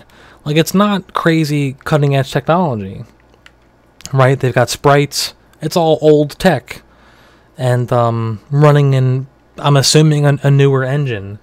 So, I mean, you could compare it to like Pillars of Eternity, any of the new age CRPGs, Divinity 2 or Divinity Original Sin 2. So it's like, my girl just texted me. What'd she say? Oh wow, she took a picture of Charlie Puth with his shirt off. Oh man.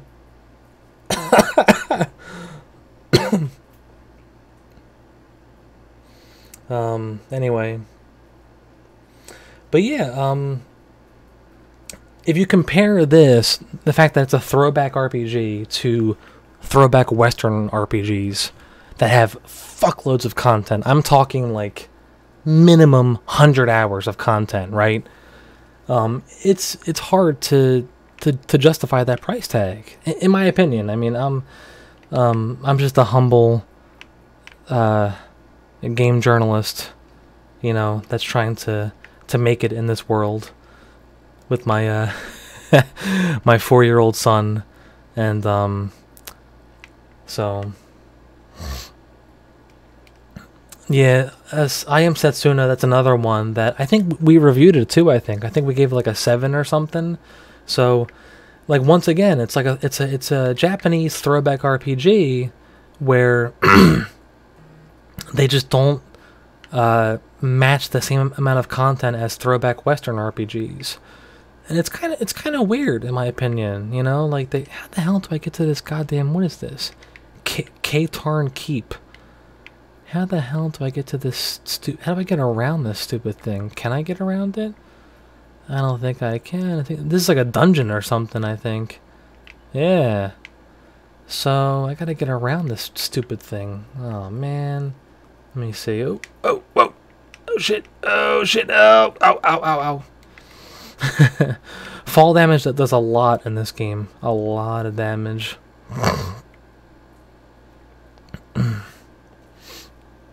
But yeah, I'm pretty sure we reviewed I Am Setsuna. I think we gave it like a 6 or a 7. So, but it's one of those games where it's like, you know, throwback RPG. No, I don't want to collect Dragon Thorn. God damn it. I'm trying just to jump while I'm riding my mount. But I think, you know, whether it's the fact that these Japanese teams making these games have predominantly been making modern AAA games, RPGs, etc., and they can't get back into the frame of reference of a throwback RPG experience, right? And I mean, don't get me wrong, like Pillars 2 looks gorgeous. It does. You know, they have to do a lot of techno wizardry to make it look the way it looks. They have like a full 3D game, and then they basically it's like a flat plane that they have certain objects that are 3D moving on, right? And the flat plane actually has, it's like a traditional it's how they used to do games back in the day, within the limits of hardware. They'd have pre-rendered backgrounds, they'd have 3D models converted into sprites and all that fun stuff. So it's meant to recapture that really like 80s, 90s computer RPG look, which I grew up with. I fucking love that look. And to my everlasting shame, I still haven't played through Pillars 1, Pillars 2, Divinity Original Sin 1 or 2. I don't have time. Like, I'm trying to, man. I just don't. I basically only play games for review at this point. And I squeeze in, you know, I squeeze in time for fun here and there.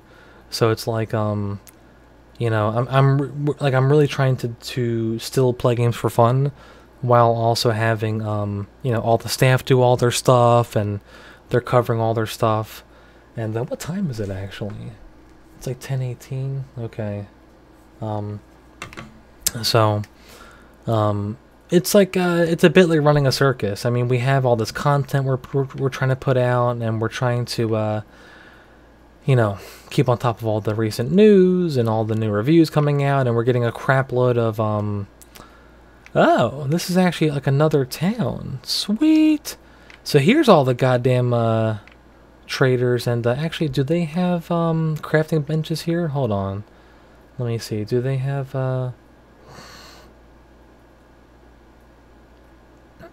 let me see. Yeah, video games should be for fun. I 100% agree. It's been tough. I mean, it has been. Ooh, yeah. So they do have the crafting benches here. The starter town in Somerset doesn't have crafting benches though, which is super annoying. So yeah. So Somerset is different because you. Where the hell's the working bench? What? Do they have a working bench? No. Okay. There's a woodworker, but there's no actual crafting tables. What? You kidding me? Okay. The game focuses on crafting a lot. So like, instead of you you know, there is gear you get. Don't get me wrong. Like so like you explore, you get drops, you get quest rewards, blah blah blah. But there's not that much vendor trash, and I kind of miss that from WoW. It sounds weird, but I do miss that aspect of WoW, where like there's a ton of vendors, there's a ton of gear everywhere, there's a ton of stuff you can buy, and you just can't do that. And oh wow, you have to go along this specific path to get to this stupid castle. What? Okay, I gotta go up this way? Okay. Oh really? I have to dismount? God damn it. Whatever. But yeah, games will always be fun for me. I refuse to let them become a chore. I mean, don't get me wrong, it's gotten pretty tiring running the website at times. You know, without saying too much, I've had people who've screwed us over. I've had people who just don't finish their work on time and stuff, and it's been tough. I mean, it's like, you know, it's running a business on top of my day job, my son, my dating life fuckery. And I didn't go to school for business. I've never run a business before. I've been a manager before in businesses, but I've never really had this sort of position before. So like, we're trying to really build something that functions without me having to support it like all day every day. So it's been tough, but you know, I feel like we're finally coming through to the other side of things, and we're finally setting up the proper infrastructure. You know, we're getting enough people to cover enough stuff so that nobody's getting overworked. I mean, it's been tough. We've had some people doing multiple reviews at the same time, and that's crazy. I mean, that's like, you know, because minimum, each review is like 1,000 to 1,500 words minimum, right? So we're trying to make sure we're maintaining the same level of quality, and we're meticulously going through all of our content before it's published. And, you know, I'm not perfect. You know, neither are Cody. We have a couple other people who can edit stuff, who act as like secondary editors. But there are times when, you know, we miss like the way something is worded a certain way, or there's like there's a small typo or something, and every time, guaranteed, somebody points it out, and I'm like, "Fuck, dude," you know, like I thought I got that, you know. It is what it is. So, oh,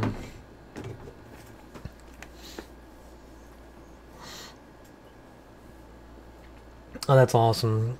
GFC said that we're one of the last sites that you trust. That means so much to me, man. I mean, I started the site back in 2013. Actually, we've passed our 5th anniversary. We're waiting on the finished Mika 3.0 design to come out, and then we'll do like a big 5th anniversary post and all that stuff with her new design. But it's been just me, you know, like that started rather, and then I brought on a couple of friends, and we started to try to figure stuff out, and it's been a challenge, like, you know, not only for me but for people that have worked for me, and like, I'll be honest, like, it hasn't been peaches and cream the whole time. I mean, like, I've had to learn a lot of stuff. I've had to learn mistakes that I've made. I've had to learn how to be better at being a boss, at managing, just managing the website and managing our content, making sure stuff is getting done. And I finally got a real partner with Rory. That's going to be part of our 5th year anniversary thing. So where the hell is this quest? Do I gotta go? Wait, is it here? Okay, yeah, the Sijik's calling. Okay. So it's right up there. All right. God damn it. See, I hate how the questing waypoints work in this game. If you're near like a quest that you can get, it pops up on your Skyrim compass up at the top middle, right? So it's like I see all this shit around me, and I'm like, dude, I just want to know which goddamn direction I have to go in. Like, do I have to go south? Or I gotta go northwest. Okay. So, alright, so basically this direction. I gotta get out of the city. Whoa, whoa, whoa, no shit. Oh my god. Oh my god. That was close. That was close. I almost died. I almost died right out there, bros. Oh my god. That was a close one, bros. Let me see if I can make it, though. Can I? Oh, whoa, whoa, whoa, whoa. Can I make it? I don't know. That's... Fuck it, let's try it. Let me... oh, shit. Oh, shit. Oh, whoa, whoa, whoa, whoa, whoa, whoa. Okay, okay. I'm doing it. I'm doing it. Yeah. Alright. Alright, cool. Woo. That's a big drop, too. I think you can probably die from that, but... Oh, hey. This is a spot that you normally can't get on top of. That's kind of cool. Let me see if I can maybe jump right on this tree, maybe, so I don't die. Oh, whoa, oh shit! See, look how much damage that did. Jesus.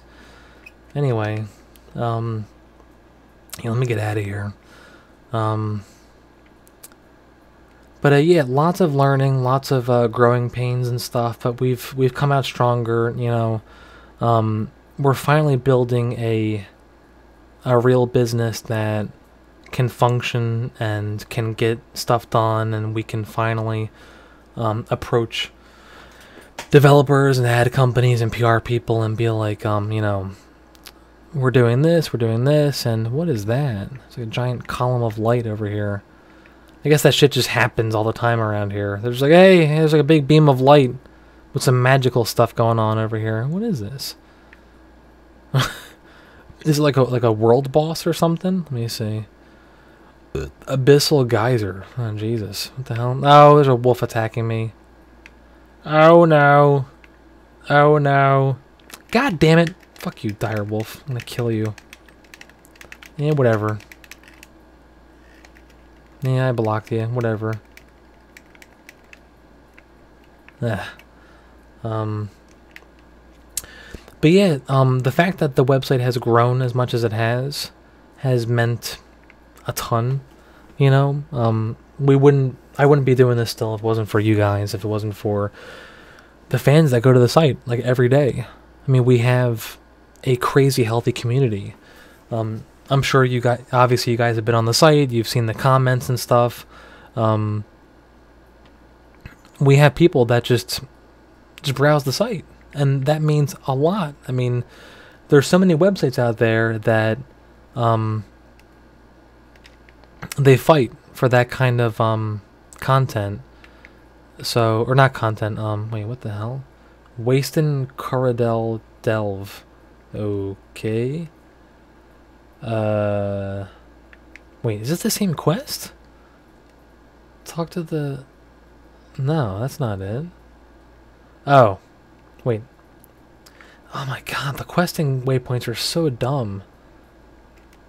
And you can't zoom in any further, right? Like, this is the furthest you can zoom in on the map.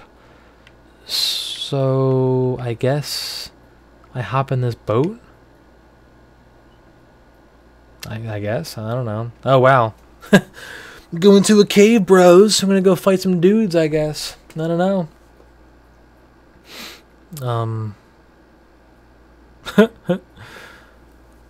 One of the biggest problems that we've had, though, is maintaining the output that we've had, and maintaining the revenue streams that we have. It's been tough. I mean, we've been banned by Google again. So the short version, it was for anime titties. That's the short version of it. Oh man, it's like another like instance quest chain. Ugh. All right.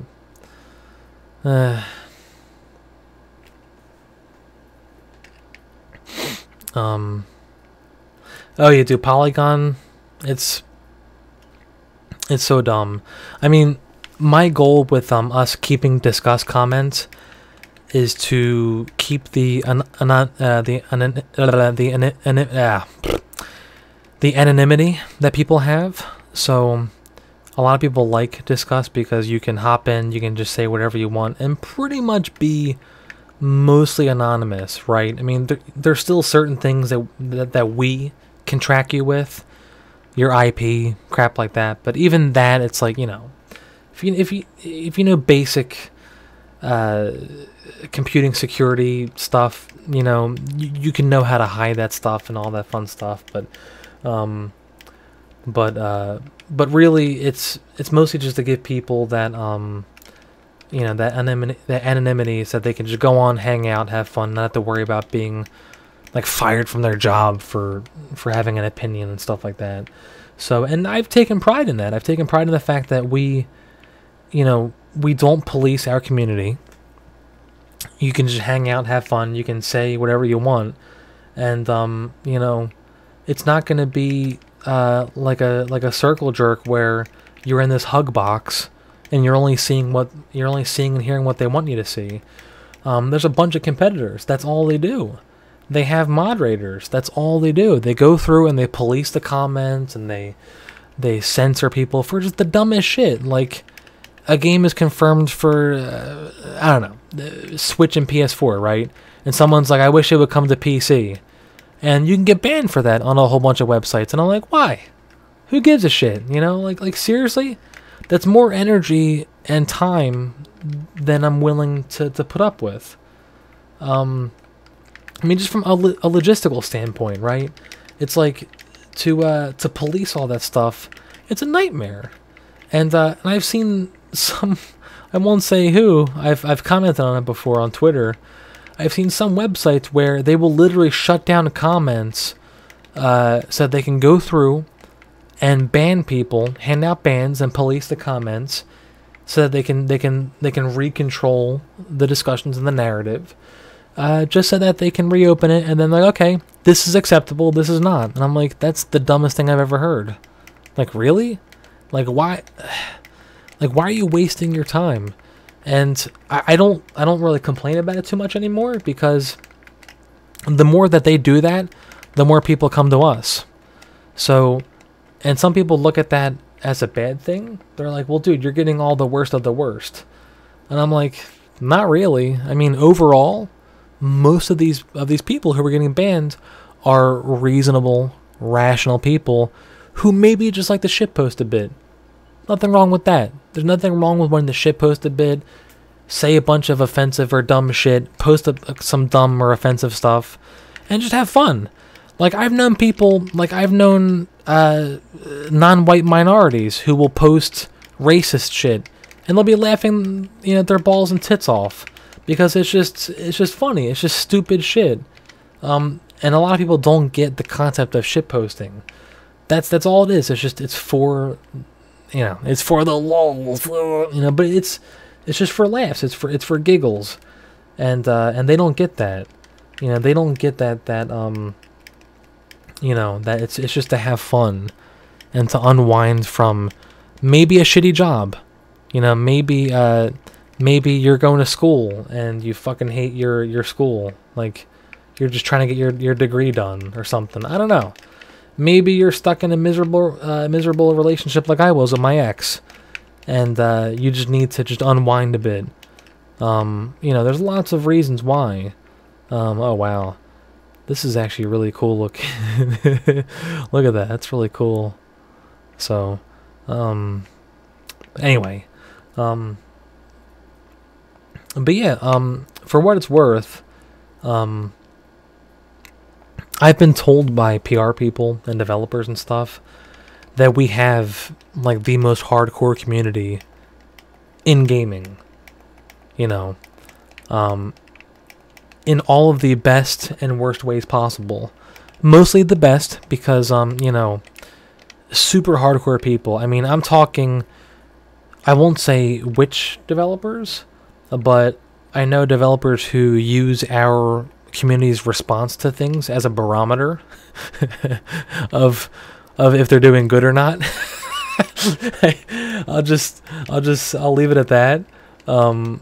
That was, like, deeply humbling. One of their this particular developer, they're really cool people, and they love our work, and I love their work, and they have one of their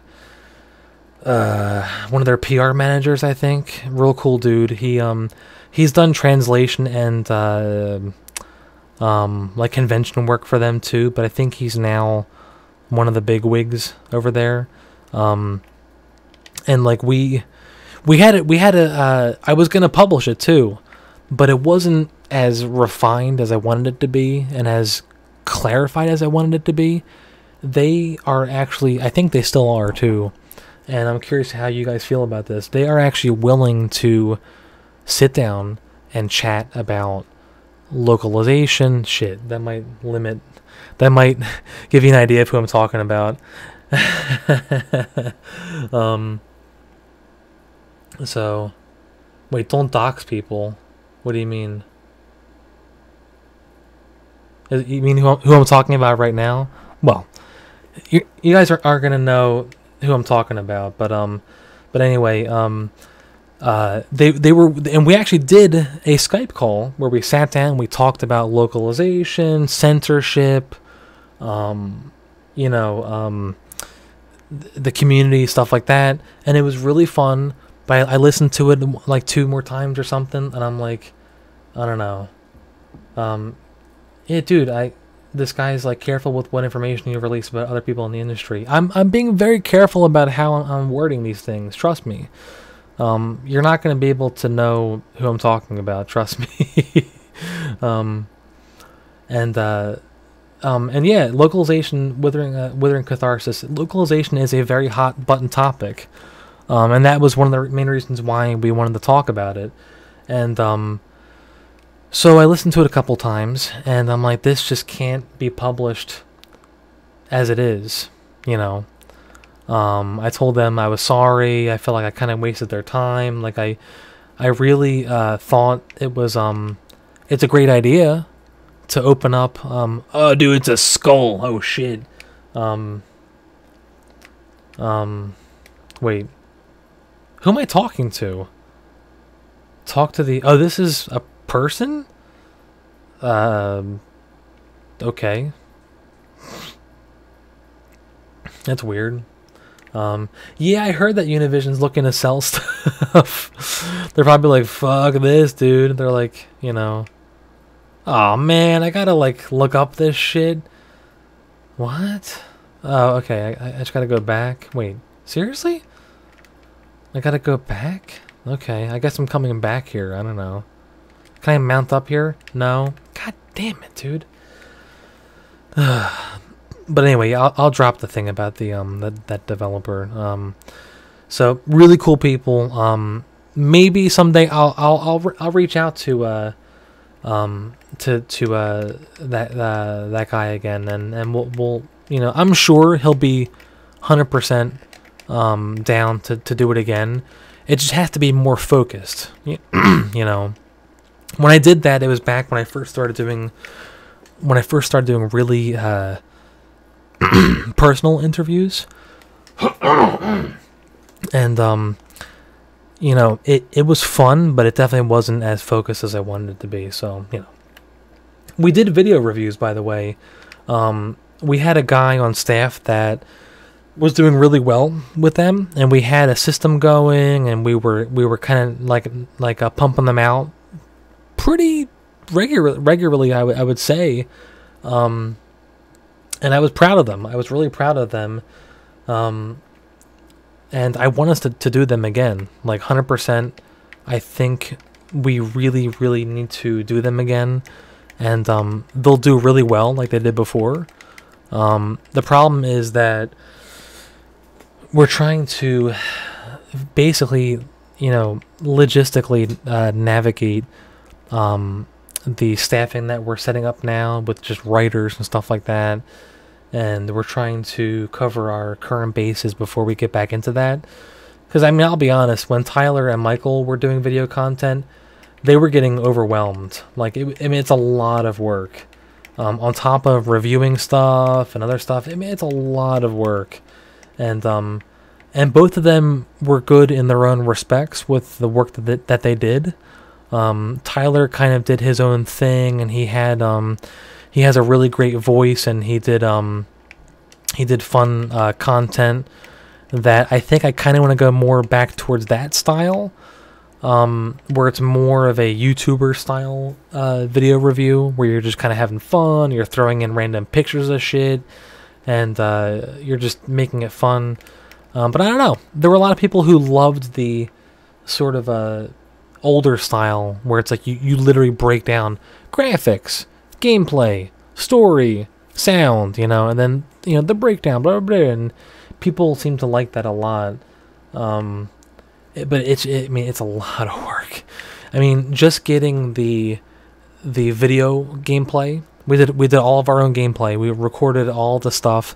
When Carl did his Star Ocean 5, right? 5? Yeah, 5 review. He recorded all his own gameplay.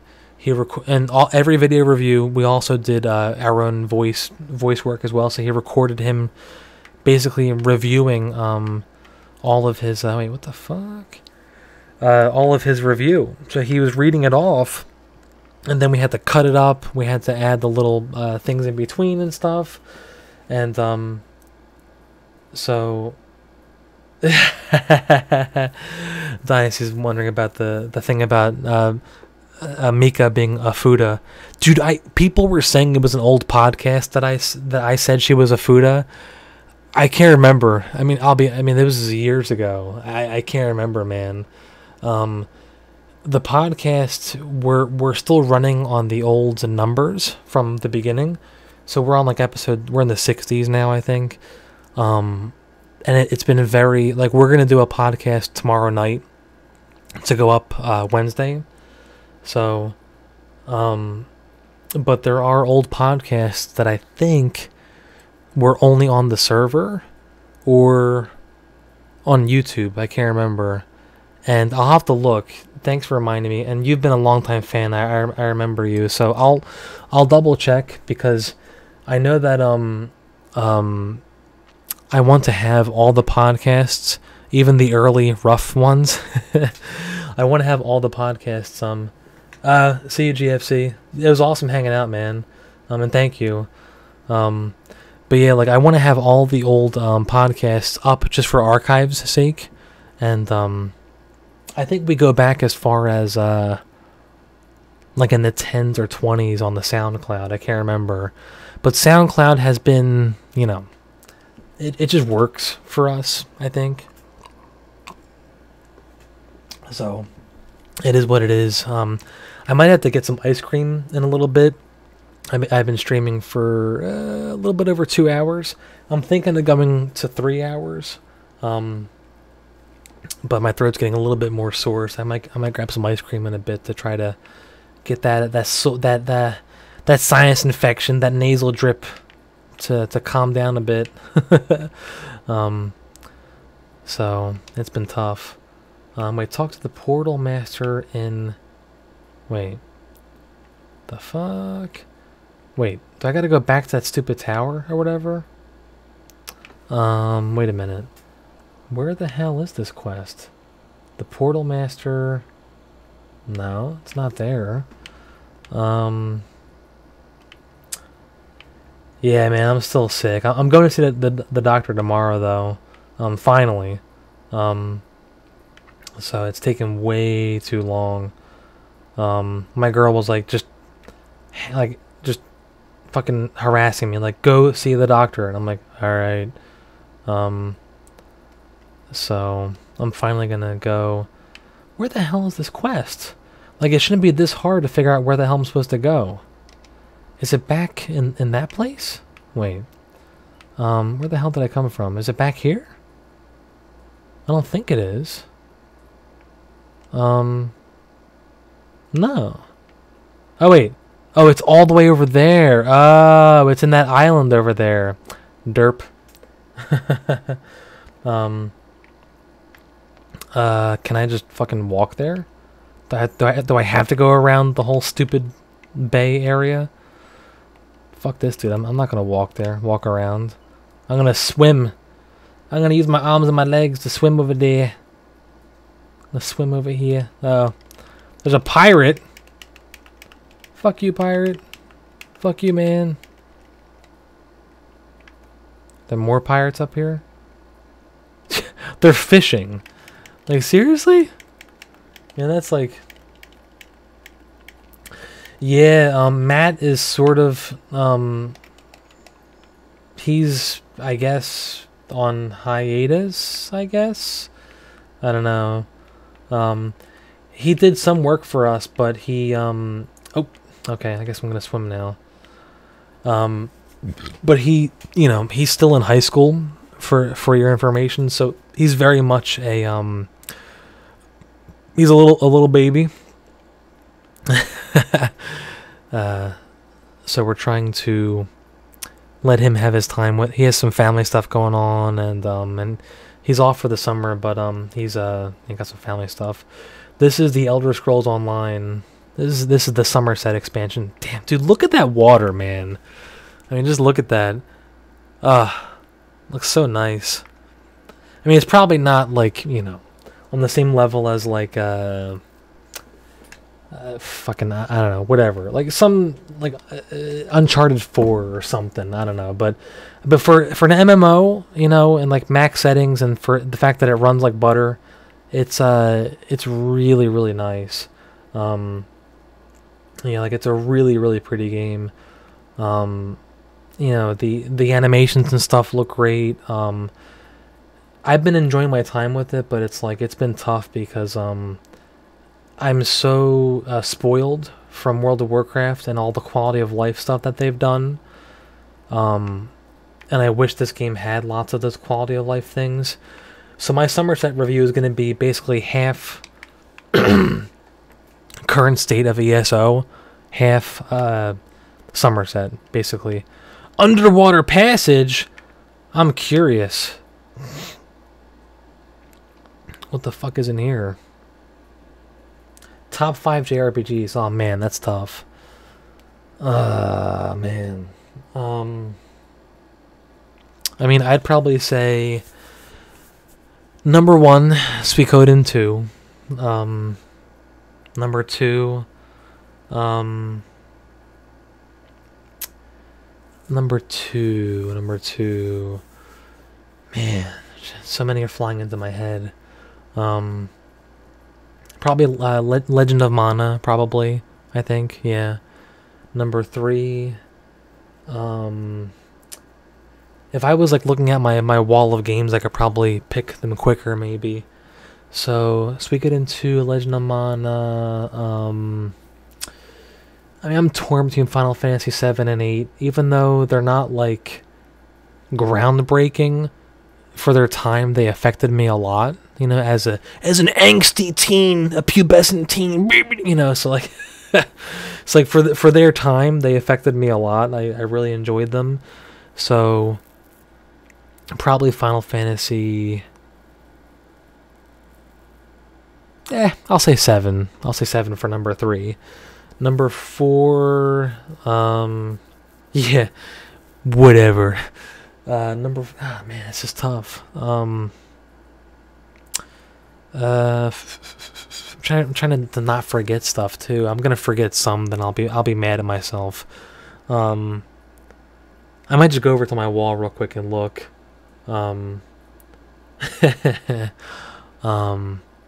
Man, I mean, I loved Secret of Mana as well. Also, you know, but I feel like Legend of Mana was better for me. To me, it had better music, better characters. It was just a lot more fun. There was a lot more crap to do. I loved the sandboxy style of it. You can build the map again and stuff. It was really, really fun. But other JRPGs though. I mean, you really got me stumped. I don't know. You know, dude, Legend of Mana had amazing, like, the Sparkling City Destroyed theme. There was a summer that I just heard that melody in my head. That I just heard it. You know, I'm like, what is that from? And it was just driving me crazy. And I was working on the boardwalk at the time, down in Wildwood. My first job at this arcade, right? I was 13, and I finally remembered. I'm like, it's from Legend of Mana. Oh my god! And I was playing it again. So, but yeah, I'm trying to think. The last 2 top 5 JRPGs, though. Yeah, I have a huge backlog as well. Man, I don't know.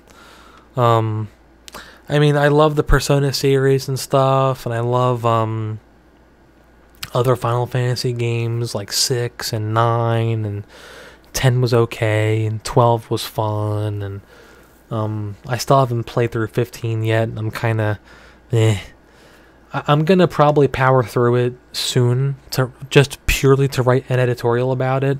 It's gonna be fun. I'm really looking forward to it. But trying to think of 4 and 5. Yeah. Oh man, dude. Seiken, then, dude, number 3. Okay. See, I never got into the Phantasy Star series. Like, you're probably gonna be like, you're a phony, man. All right, fine.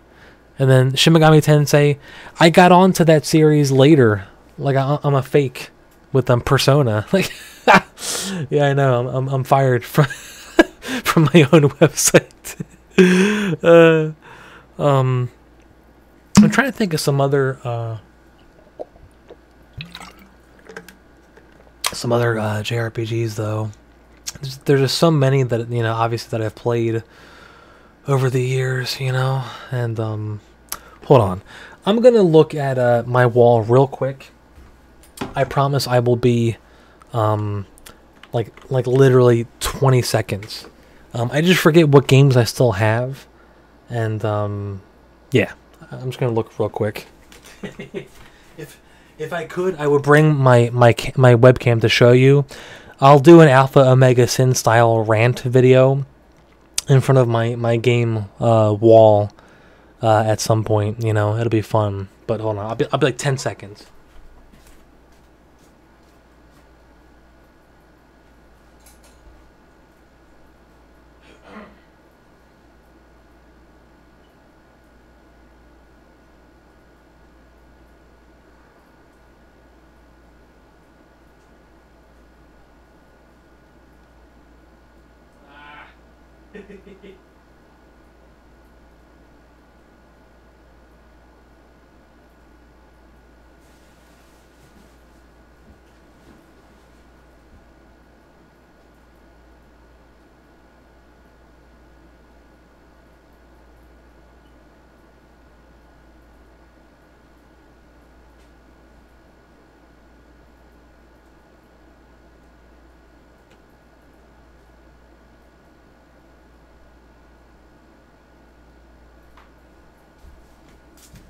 Alright, I still can't decide, whatever.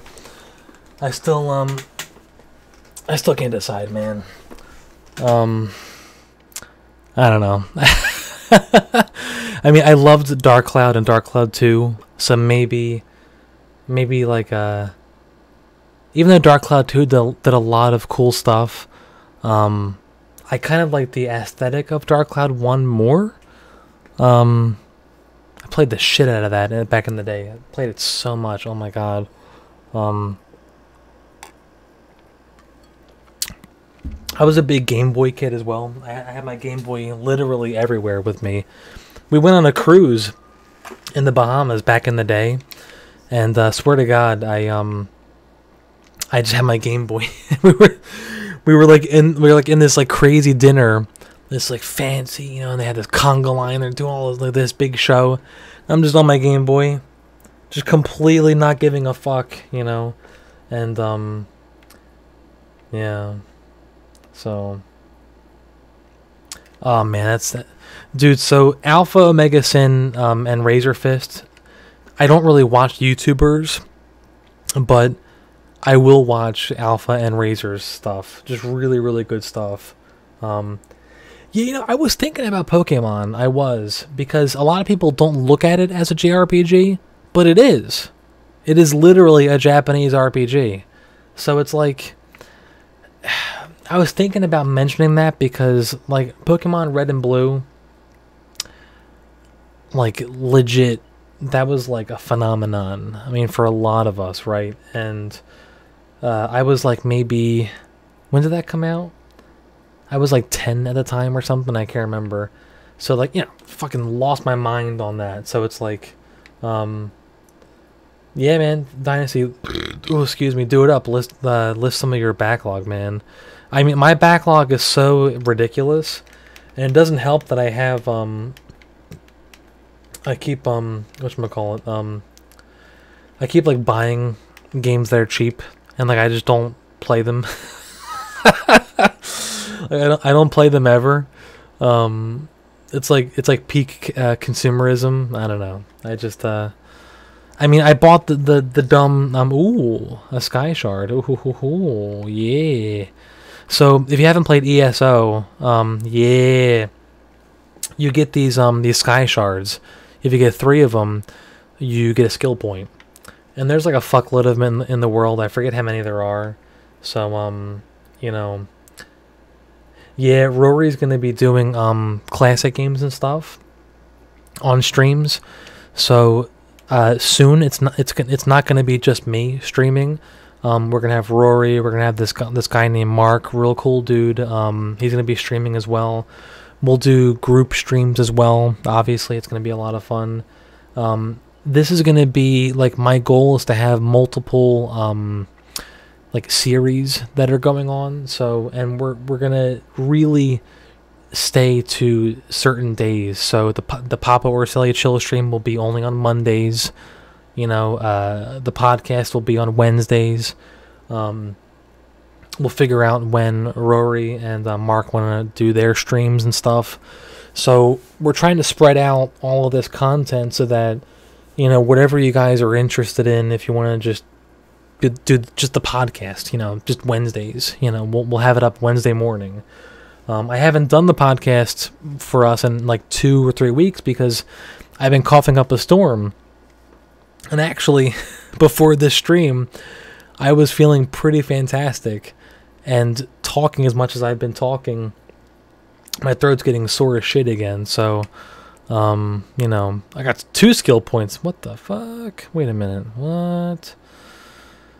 Okay, that's weird. I don't know what to use. I can't use anything. I guess I'm gonna do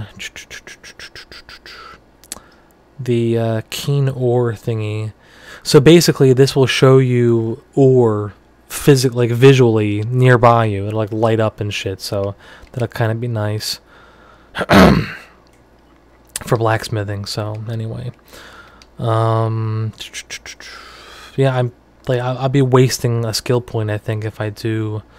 My goal is to get this Berserker Strike thing at level 50 two-handers, because it's fucking insane. Like, it's gonna be so, like, insanely retarded, just murking dudes with all this damage I'll be doing.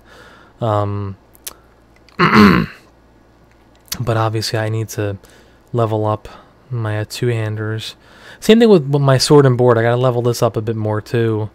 Yeah. So, oh man, .hack, dude, I really want to get the remaster collection, like Carl reviewed it. I really want to do, I really want to play through that as well, because .hack was always that series that I would see. I'm like, man, I really want to play it. Yeah, the Trail series or Legend of Heroes series, I still got to play through a bunch of those, and it's like, they're just so huge, man. It's like, do Chrono Cross? Oh my god. I haven't, have I played Chrono Cross? I don't think I have. Oh man. Yeah, I think I might grab some ice cream real quick. But let me turn in this quest real quick or whatever. And I'm gonna get to this, I just realized I haven't had music on this whole time that I've been like rambling and stuff. Let's queue up some. Jesus. You might hear fire engines outside. I live in Philly right now, so sometimes you hear shit going down. Ooh, this is a good song. I think this is. Yeah. Toshiki Karamatsu, he's so good. It's like just funky, like Japanese 80s, man. Love it. God. If this dude was born in the States, you know, could have been like a superstar. So good. But yeah, I'm trying to. I really wanted to do a stream and keep up with this, despite me still being sick. So I'm trying to not push myself too hard. Oh, dude, the Atelier series. I keep wanting to get into that as well. It's been tough. There's a lot of games. I mean, the new one looks really good. I'm actually really excited for it. Like legit hyped for it.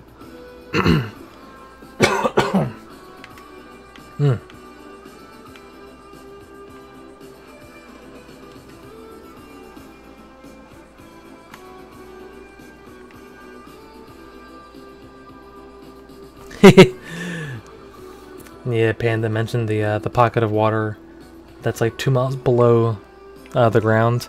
Dude, that shit freaks me out. Like legit freaks me out, because we know more about space, I think. They're like a stat, right? We know more about space than we do like our own oceans and stuff, or like the moon or whatever. I mean, it shit freaks me out. Like, wouldn't it freak you out too? Like we've mapped more of like Mars and the moon than our own oceans, because of the technology and stuff like that, you know. So, but like, yeah, like, who knows, man? I mean, people know that I've been watching I've been watching Ancient Aliens a lot, and somebody shared what's the word, like what the hell's it called, you know, like disproving their claims from Ancient Aliens, right? And I'm like, you know, whoa, what the fuck? It's what? It put me on like on the other side of this portal. Oh Jesus. Okay. What the hell happened?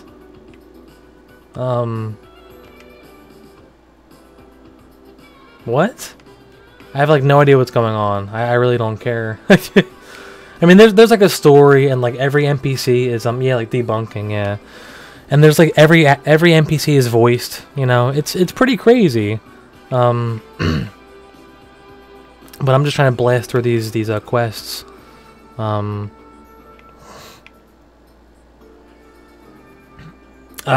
it was you. Nice. Yeah, I thought it was you. I mean, I'm still watching episodes here and there. You know, I felt I took a nap and I was watching Ancient Aliens. I mean, and you've got to admit though, right, that like lots of stuff that the ancients built makes like 0 sense. I mean, you can chalk it up to whatever, aliens, just some ridiculous focus on making a gigantic 200-ton sculpture. I don't know, whatever. But it's like, but like, why? And like how? Like the friggin' the tiki heads, like just as like the obvious example. It's like I want to see them someday, of course. You know, the Easter Island heads. Like, of course I want to see them. But like, I would love to know. I'd still love to know, like why, and like who wouldn't want to know. Like all this stuff. I mean, there's a lot of stuff out there that like it's just ridiculous. And yeah, like Ancient Aliens can be like really stupid sometimes though. So come on, not this fucking spider. Wait, seriously? People know how they were built? I mean, like, I'm just assuming, you know, like a giant, like 75-ton stone statue. I don't know, like moving into place with their technology. I just don't know how it'd be possible. So, but obviously, I'm not like an architect. I'm not. Oh, they do? Nice. I had to check it out. It's like a long video that Panda linked to me. It's like 3 hours, I think, right? From what I saw, like he meticulously breaks down several claims and just like debunks them. So, I mean, it's still, you know, I can still have fun and still like imagine, you know, like Ancient Aliens just like doing shit. And oh nice, Carl just finished his Octopath review. Let me see if he wants to hop on ESO. If he hops on, I might switch over to voice chat so you guys can hear him too. But I've been streaming for like 3 hours almost, so I might I might call it a night though.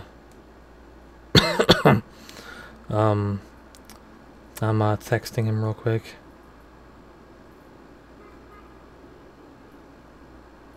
Let me see, I'm gonna change that for him too. Let me see. Let me see. So, wait, the Joe Rogan podcast. Wait a minute. Hold on. Randall Carlson. Wait, so, good night, Dynasty Star. Wait, Randall Cars, they talked about Ancient Aliens?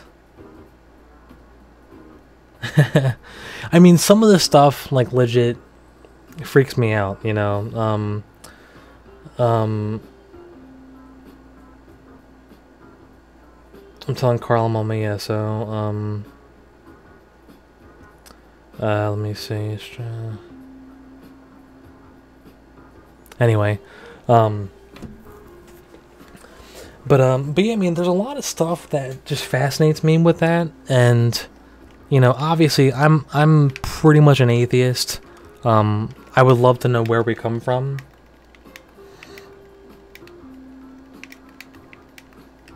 And there's a lot of stuff. I mean, there's a lot of stuff out there that just, you know, makes you wonder about that stuff.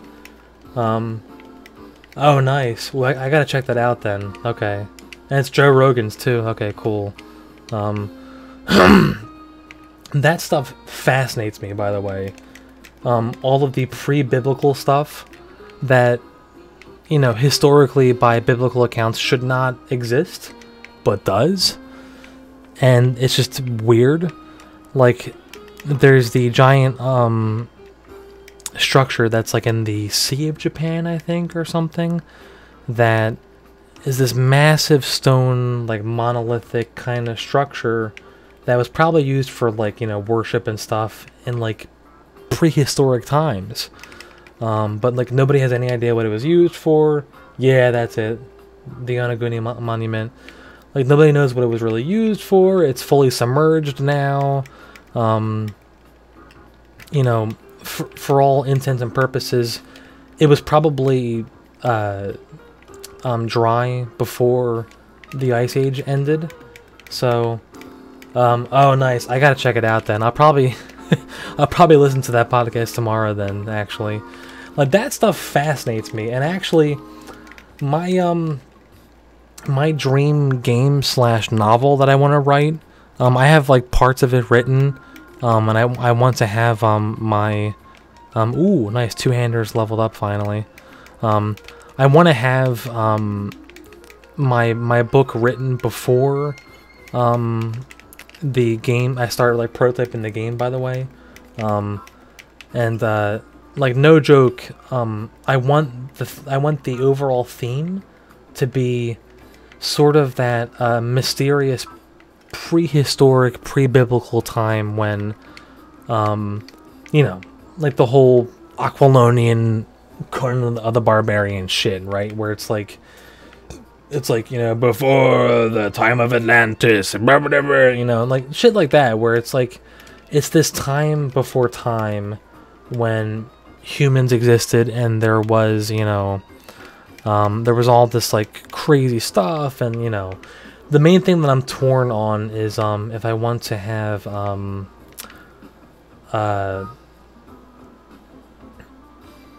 nice, nice. Yeah. The chemicals in the water are turning Niche Gamer gay.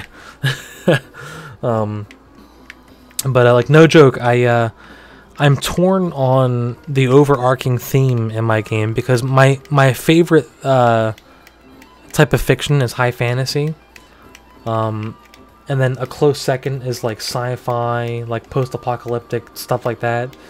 So it's like, so I'm torn. It's like there are lots of themes that you can play with and have fun with. Like, I have the overarching you know, story kind of mapped out,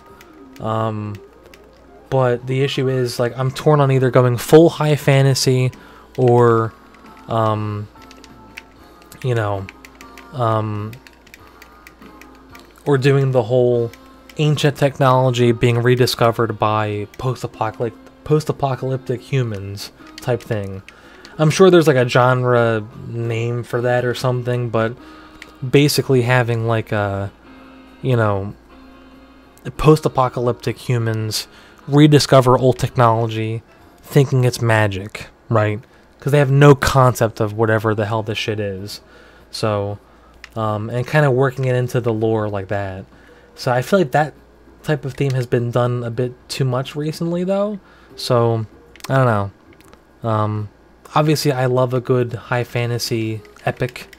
I really love them a lot. So, like, I still need to, I have it sitting on my nightstand, the fifth book, the fifth and final book in the Dwarves series. Yeah, I've heard.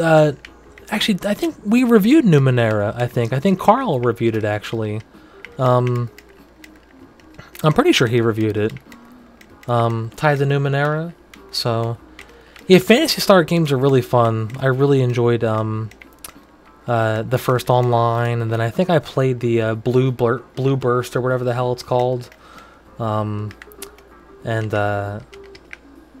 they're a lot of fun. Yeah. Oh Jesus, my girl's calling me. I told her that I'm streaming.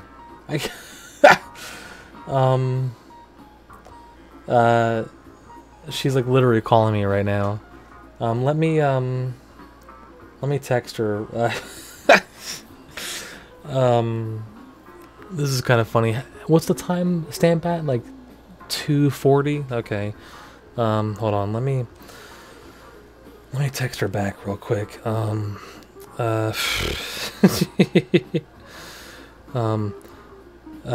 probably gonna kill the stream because she's texting me. Let me kill the stream.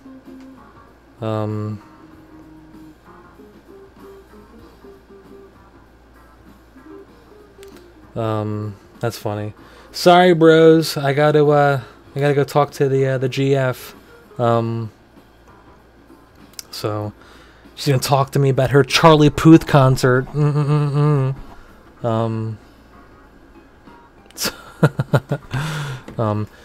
I'll brag a bit about her too. She's like, I have all this Japanese beer at my place for you, and I'm like, oh my god, dude! Like, so she's just, she's amazing. I mean, she's too good to me. She's really awesome. So I really, between my son, the website doing really well, my job doing IT. I'm really blessed. Thank you guys. Like, this has been a lot of fun. Every stream has been super fun.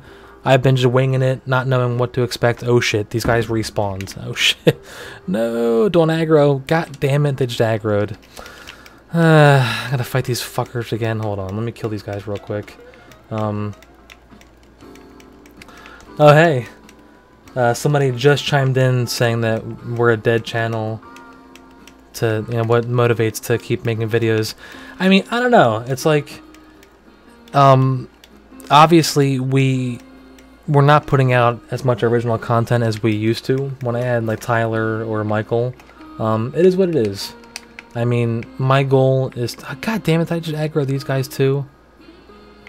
Let me see. No, maybe not. All right, I'm trying to close out this this stream. I do these streams now basically just for the fans. Like, even if it's just a couple hundred views or whatever, it's just fun for me, you know. I wanted to try doing something different alongside the podcast and feel out the waters before we have other people do streaming. So I think as long as we stay on schedule, you know, Mondays for me, whatever days for other people, it's gonna be fun. So I think it's gonna be, like, I don't know, hopefully it'll keep growing. If not, whatever. You know, this is purely for the community that we have. Most of our community primarily is on the website. They've been on the social, stuff like that. We don't have as big of a community on YouTube as, like, you know, obviously the YouTubers who've made their name on YouTube, like Razor and Alpha and whoever else. So this is something to complement the website, basically. So I'll leave it at this. My view of video content for us has been to complement the website. I'm not looking at it as a replacement for the website. I'm not looking at video content as a threat for the website for us. I've never viewed it as that. I've always viewed it as just an alternative, you know? So, you know, you have all these streamers and stuff. They're doing their thing. They're, you know, the big ones are making a lot more money. It's whatever. Like, it's, you know, they're doing their thing. I respect that. We're doing our thing, and we're also doing this too, just for fun, and we're just seeing how it is. So, Thank you. Withering Catharsis was saying once again that we're awesome. We really try, man. Like, we're really trying it. We're really giving it our all. Carl just finished his Octopath review, so I'll probably get that up tonight. Just because of timing. And we have our Sonic Mania Plus review is going to go up tomorrow. I've got some stuff I'm working on too, review-wise, and we have a couple other previews that are still due to be published, and a couple interviews as well. I have a couple interviews lined up. Obviously, Gamescom is coming up. We're going to be having our British guy going to Gamescom, so he's going to be covering stuff for us, and so it's going to be a lot of fun. You know, we've got a lot of stuff going on, and yeah, like we're basically just trying to keep all the pistons pumping, moving full steam ahead. So podcast on Wednesday. We'll record it tomorrow night. Once the new Mika design is done, it should be done in a couple days. We'll have the 5th year anniversary post-op. You'll see the new Mika design, all that fun stuff. So, yeah, that's all I got, man. I'm gonna hop off the stream. It was really fun. Thank you guys. I had a blast. You know, drinking a bit, not coughing my lungs up. Thank you for the well wishes and stuff. You know, respect, bro. Love you guys, and yeah, I'm excited to do the podcast, so we'll have that up, and I'm excited. I'm so excited for you guys to see the new Mika. She is really hot. Like, she is really, really hot. So I think you guys will love her new design, and we will yeah, thank you, man. I'll be going to the dock at 10:30 tomorrow morning, so we'll definitely have the. We'll have a couple T-shirts also. Like, we're gonna launch our merch store finally, so keep an eye out for that. And yeah, if just make sure you subscribe, hit the subscribe button on Twitch or YouTube, whichever you're watching us on, and like us on all the social.